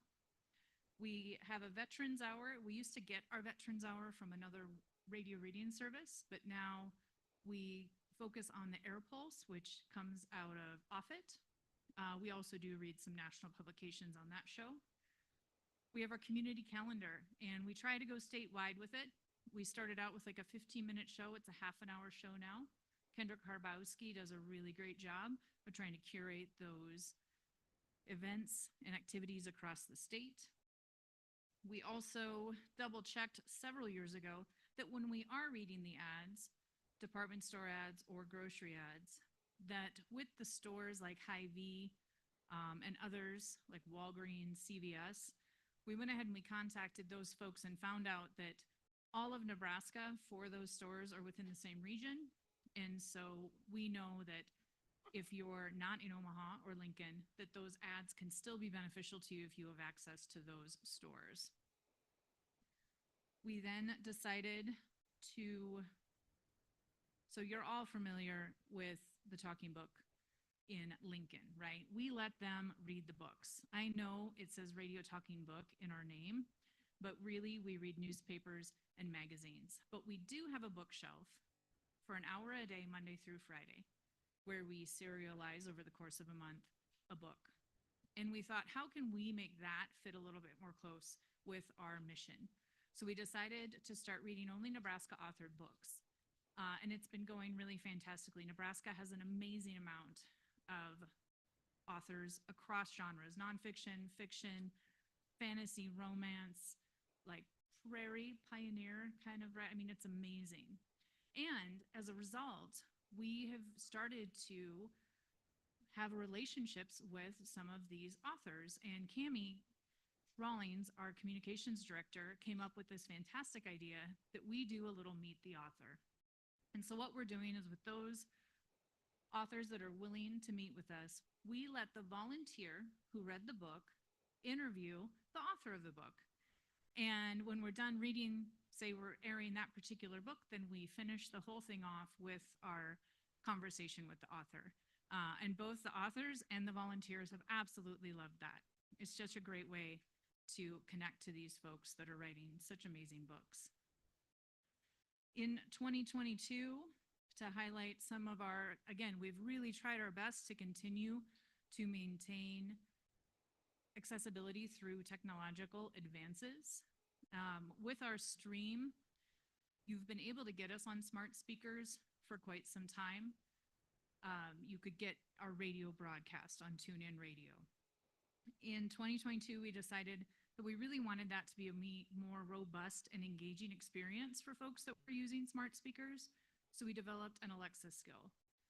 With that Alexa skill, you can say, Alexa, play Radio Talking Book Nebraska, and she's gonna pop on and say, hey, do you wanna hear the program guide? Do you wanna listen live? Do you want to hear a list of programs you can listen to on demand?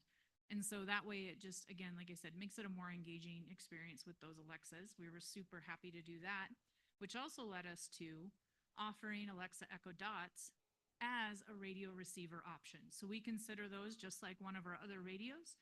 And again, it's loaned at no cost to those folks who are eligible listeners.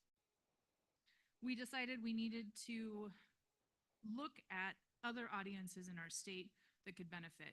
And in 2023, we begin to offer our first Spanish language programming. We partnered with Mundo Latino, who has been the voice of the Hispanic community here in the Midwest since 1999. They have online publications, but they also have a printed newspaper. And so two of their folks take turns every week reading us the Mundo Latino paper. So we're super excited about that, and we're very excited to make more connections in that community to make sure we're having the biggest impact we can. In 2023 also brought us a program called Audio Description, which we were super excited. Back in the late 90s, early aughts, Radio Talking Book Service had offered radio description, or audio description, excuse me. But when the gentleman who had spearheaded it and ran it retired, the program did as well. In 2016, another great organization, Outlook Nebraska, brought it back to the Omaha metro area, and we picked it up in 2023. We're really excited to have it back under our roof again. I've been trained as a describer since 2016. I've had the great pleasure of describing parades. I've described Christmas light shows, which was super fun. I don't know if anybody here was on any of those bus rides, but that was a super lot of fun. I've also been to Lincoln several times.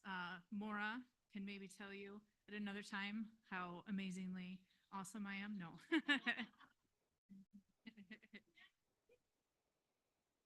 No, we have fantastic describers, and we're having a lot of fun with it. One of the things that we wanted to do is expand it.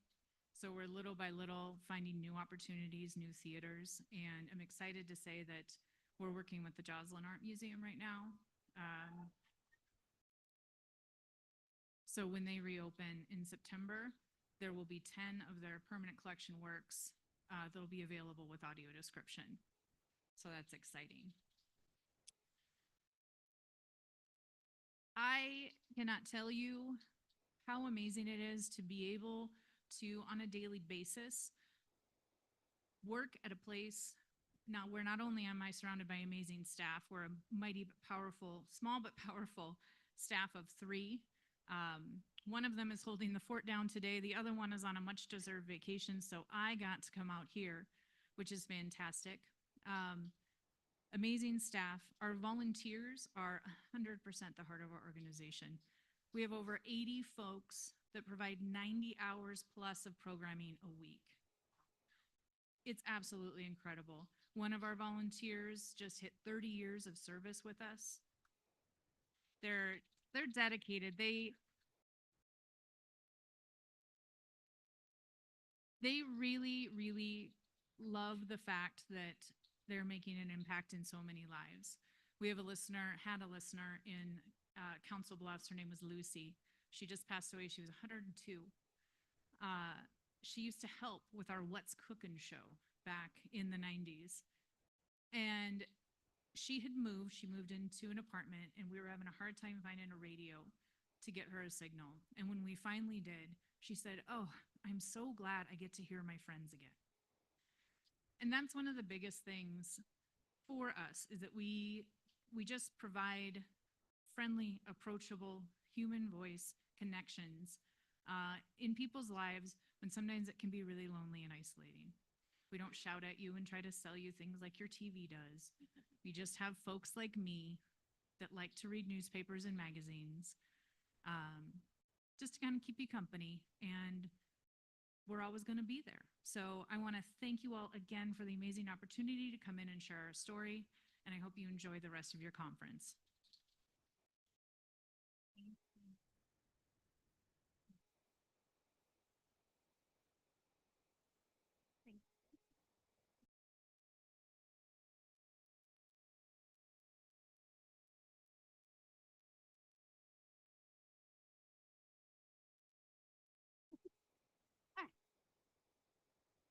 All right, thank you so much, Becca. And she will be in the exhibit hall. So if you have some additional questions, you can definitely ask her. Why don't we grab that door prize while our next guest comes forward?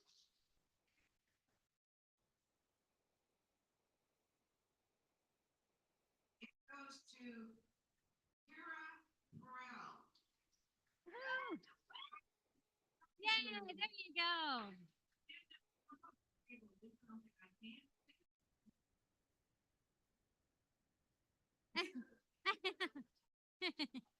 All right. Oh, you got a whole bunch of stuff in here, and you also got great.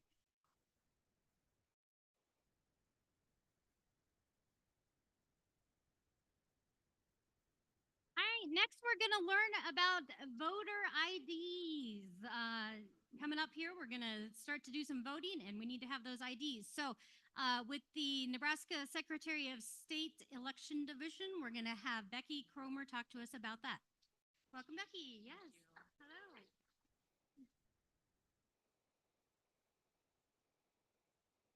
Good morning, everyone. It's a pleasure to be here. I drove in from Lincoln. I haven't had the pleasure of being in Scottsbluff and Gearing before, so it's been nice to enjoy a new city. I am with the Secretary of State's office. I am the project manager for the new Nebraska voter ID law. Just with a show of hands, can I ask how many are familiar or know that Nebraska does have a new voter ID law? Excellent. Most of you in the room have raised your hand, so that's excellent. Good. That means there's good communication happening. So I'm just going to review what the law is and how we came to this point. So first of all, we are doing a public education campaign. As part of that campaign, I go out to several conferences and reach out to people across the state of Nebraska with statewide events.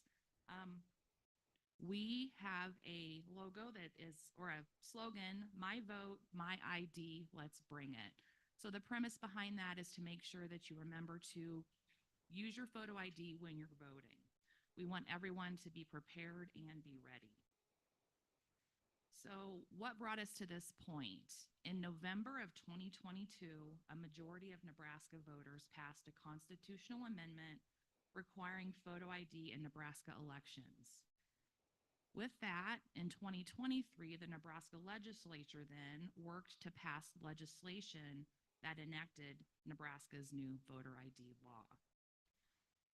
The new law, which is LB 514, requires all registered Nebraska voters, with limited exceptions, to present an acceptable form of photo ID when voting in Nebraska elections. Our first election that will require voter ID is coming up in just over a month at the May 14th, 2024 statewide primary. Oh, sure. So voter ID, the acceptable forms of photo ID are issued by, I'll kind of describe what who issues the documents, and I'll give you some examples of what documents are acceptable. Acceptable forms of photo ID are issued by the United States, the state of Nebraska, a Nebraska college or university, public or private, a Nebraska political subdivision, so a city, a county, a school, public school, a Nebraska hospital, nursing home, or assisted living facility, and a recognized Native American tribe or band recognized by the United States. The photo IDs must have your name and your photo, but the IDs can be expired. So the expiration date on an ID does not get looked at. Your address does not get looked at. What they're looking for is the name and the photo on an acceptable form of ID. Some examples of ID is a Nebraska state ID, a United States passport, a military ID, a tribal ID, a Nebraska political subdivision ID, so a state, county, city, public school who issues IDs to potential like employees, a Nebraska hospital, nursing home, or assisted living facility record, and again, those Nebraska college or university IDs, public or private. I'm going to go in just a little bit more to the nursing home, hospital, and assisted living facility. What these facilities have, or most common, it's called a face sheet. So if you have a face sheet from an assisted living hospital or a long-term care facility, those face sheets issued by those facilities, as long as the name and photo and the issuing institution is on that, the face sheet from those facility records are allowed to be used to vote.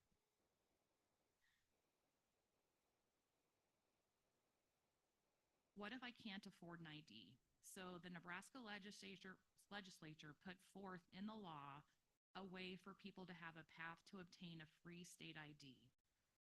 You can go to the DMV to obtain a free state ID for voting purposes.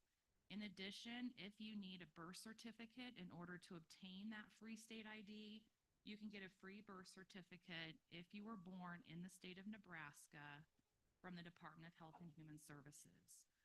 We have information on our voterid.nebraska.gov website that has information on all the steps that entail to go through to get that free state ID.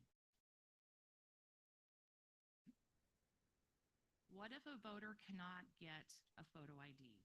So there were parameters in the law for voters who cannot obtain an acceptable form of ID can complete a reasonable impediment certification, or RIC for short. A reasonable impediment under the law are one of the following: inability to obtain valid photographic identification due to disability or illness, lack of birth certificate or other required documents, and a religious objection to being photographed. So there was built into the law the opportunity for people who are not able to obtain an ID to be able to vote with that reasonable impediment certification. When you're voting, you're signing a certification on that reasonable impediment certification form. How do I vote with voter ID? So there are a few ways that Nebraska voters can vote. I'm not sure, in the room what your preference is, but you can vote in person, vote by mail, or by mail counties, precincts, or special elections. We have 11 Nebraska counties, and some counties that only do by mail, so they are automatically mailed a ballot. But those are 11 rural counties in Nebraska. So if you're voting in person, how it will work, you will present an acceptable form of photo ID to the poll worker. If you forget your ID, you are able to go home and retrieve it without signing in and come back before the polls close if you choose to do so. If you forget your ID and you choose not to go and retrieve it, you can vote provisionally. So if you vote provisionally, you will have a PVIV envelope that will be special for voters who forget their photo ID. Then you will have 7 days until the following Tuesday to present an acceptable form of photo ID to your county election office. So even if you do forget your photo ID, there is still a chance to cure that for up to a week after the election by visiting the county election office.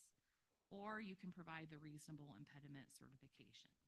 So those are the voting in person. If you're voting by mail, you will write your driver's license or state ID number on an early voting application. That's if you have the driver's license or state ID number to provide, or enclose a photocopy of another acceptable form of photo ID. So for example, if you have a United States passport or an assisted living facility record, you take copies of those other forms of ID, enclose that with your early ballot application, or again, the reasonable impediment certification. And then if you're in a by-mail county, is there anyone in the room that is from a by-mail county only? Okay. So the by-mail counties, you will be automatically mailed your ballot. You will write the state ID number on the ballot return envelope or enclose a photocopy of an acceptable form of ID in your ballot return envelope, or again, the opportunity for the reasonable impediment certificate. So those are the options. The difference between voting by mail, when you have to request the ballot, is you write it on the ballot application. If you live in a county where it's by mail only, then you're writing your information on the ballot return envelope. So same information, just a little bit different in the process of which part you put your information on. So as I noted, I am traveling the state doing education at different conferences. We are also doing a public awareness campaign, includes social media, that we're doing paid social media on Facebook, Twitter, and Instagram. We are advertising via a commercial on broadcast and connected television. We also have radio advertising, and then we're advertising in Nebraska's 144 newspapers, plus Buenos Dias, Nebraska, Mundo Latino, the Omaha Star, Que Pasa, and Winnebago Indian News. So in addition to that, we do have our voterid.nebraska.gov website that is full of all the information that I'm presenting today, as well as contact information should you have any questions. I am exhibiting next door. I brought the express vote machine for those of you who are familiar. Thank you. Glad. If you are familiar, please stop by if you've never used one, and I'm happy to show you how to use it. So I do have the express vote machine next door that allows you to vote, and I'm happy to walk you through that if you're interested. So please stop by and see me today. I am open to any questions you may have. I know that was a lot of information, but I was happy to see so many of you have heard of the new law. Is there anyone that might have a question? Yes, sir.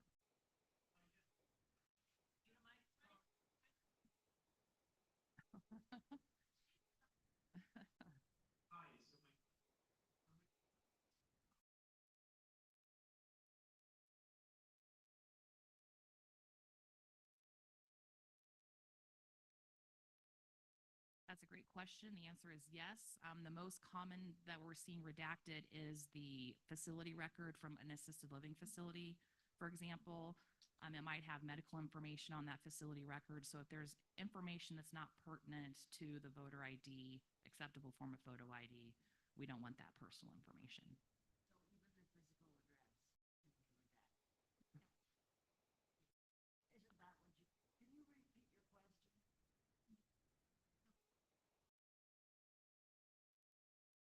They're not looking at your address. As far as specifically, are you saying about on a state ID or something like that, if you want it redacted?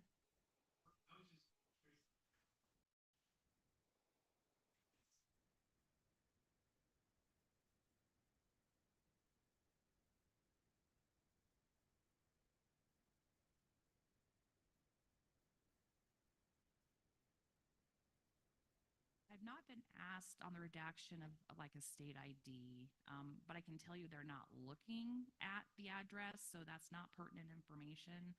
I could follow up with Jamie and get a question answered by our team if you'd like me to do a follow-up on that. But I know they're not looking at your address, so I would think the redaction would be okay.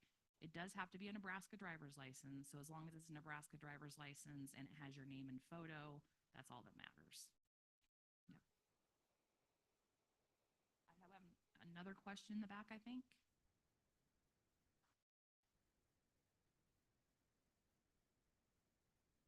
So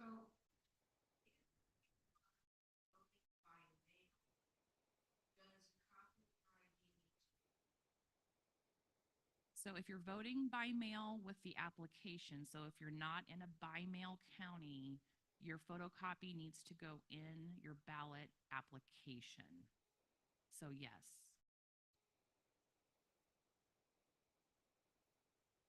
Other questions?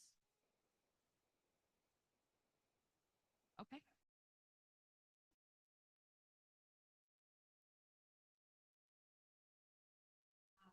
what I'm wondering is, years ago when we used the automark voting machine, our ballots were the same size and shape and everything else as the other ballots.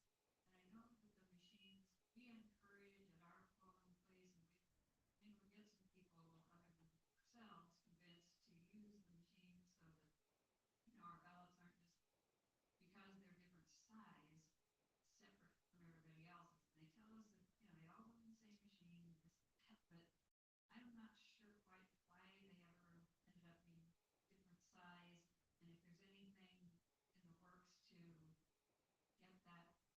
particular thing back to a level playing field. So the AutoMark was replaced by the Express Vote Machine, which I brought today. The Express Vote Machine is open to any voter to use. Okay. I'm not aware of any communications about changing the size of the ballot paper. Okay, so is there a way for me to?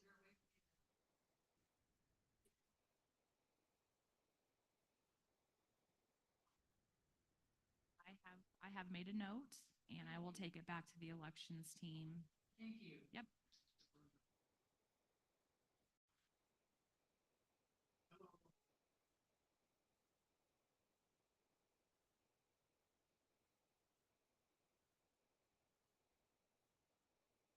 Reasonable impediment certificate. Yes. You fill, so there's a form that's been created that you fill out. We have them available online, or your election office can provide them to you. So they're available online or from your county election office. No notarized. What is happening is you have to sign the reasonable impediment certificate, and that signature is matched to your voter registration record at your county election office. So it's matching of signatures when you use the reasonable impediment certification. So there's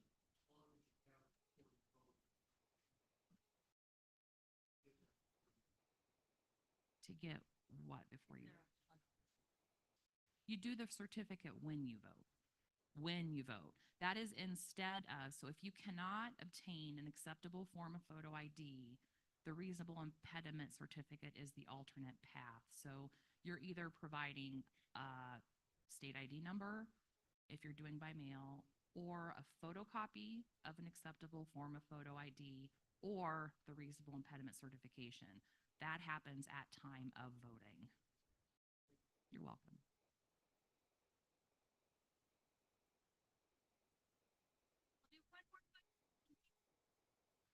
Yes.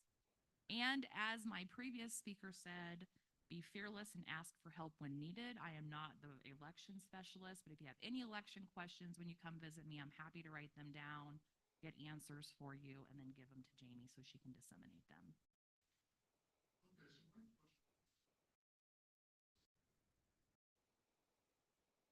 Mhm.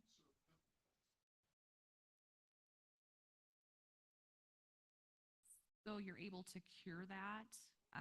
So right now, for example, if you did a voter registration record a long time ago and your signature has changed, you would just work with your county election office to update your voter registration record to that new ID or new signature. So if you feel that your signature has changed and it's not going to match what's on your original record, you can update your signature with your county election office.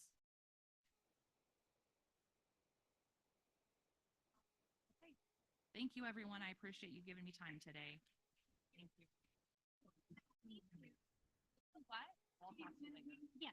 I'll talk to you later. Okay. Thank you. Yep.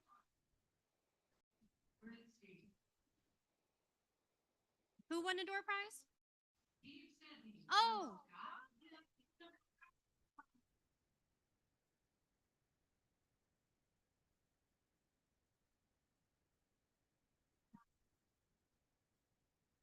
All right. Well, thank you, Becky.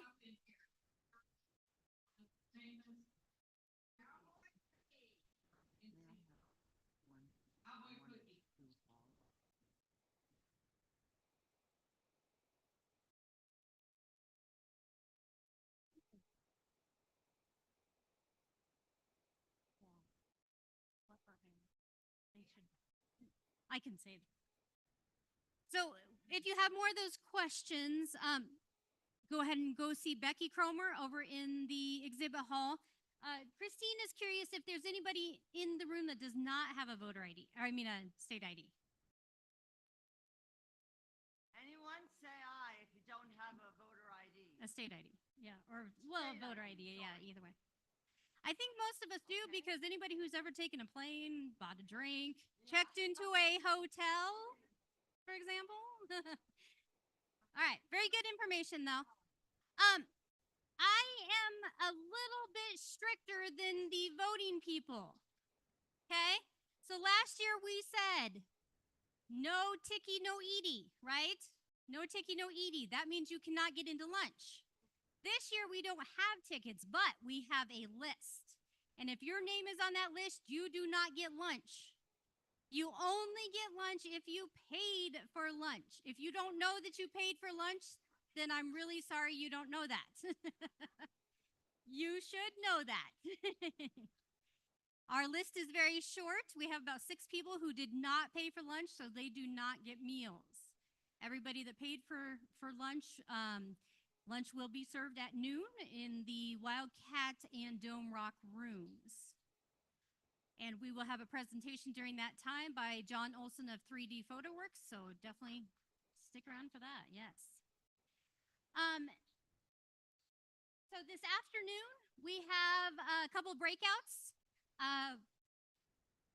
Going all afternoon, we have the employment workshop, which Christine Boone is going to be facilitating, and that is in the Pony Express room.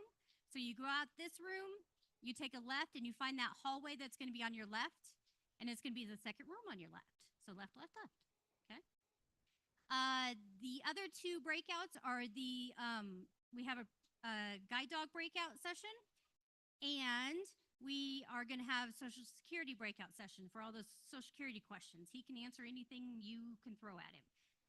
So both of those, so first we'll have the guide dog one in the Pioneer room, and then followed by the Social Security. The Pioneer room, you go out this door, you take a left, you find that hallway, you take a left, and it's the first door on your left. All right. ATM, there's an ATM in the building because you may need it later to purchase some beverages or to purchase some snacks here in the room. The ATM, if you go out this door and take a left, you find that hallway. You go just beyond that hallway, there is an ATM right there on the wall. It does have the auto headphone jack thingy to use. So, okay.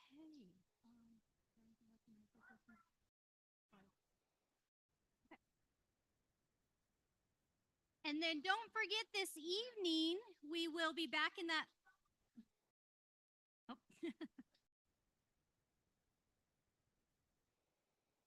Oh, Candace Dolan. Okay.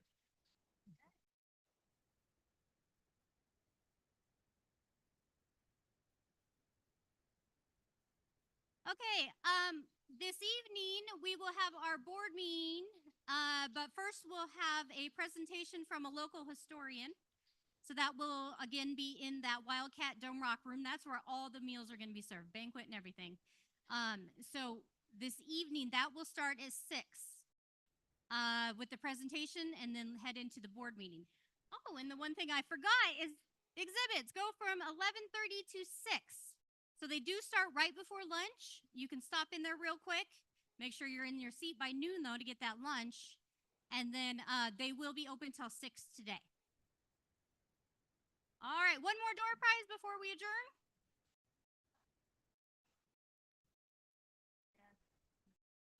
Yeah. So if you want the exhibit hall, you go out the door, you take a right and a right, and you're in the exhibit hall area. If you want to eat, you go out the door, you take a right, you go down 2 doors and take a right. And there are Braille signs. There is Braille signs. Thank you to the Civic Center for putting up Braille signs. To the right of each door. To the right of each door.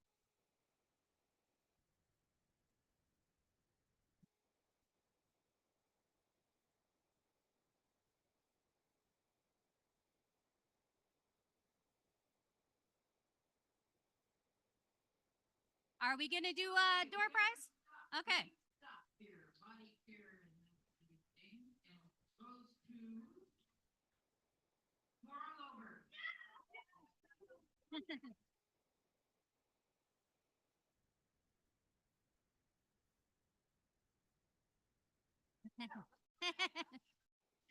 All right, we are adjourned.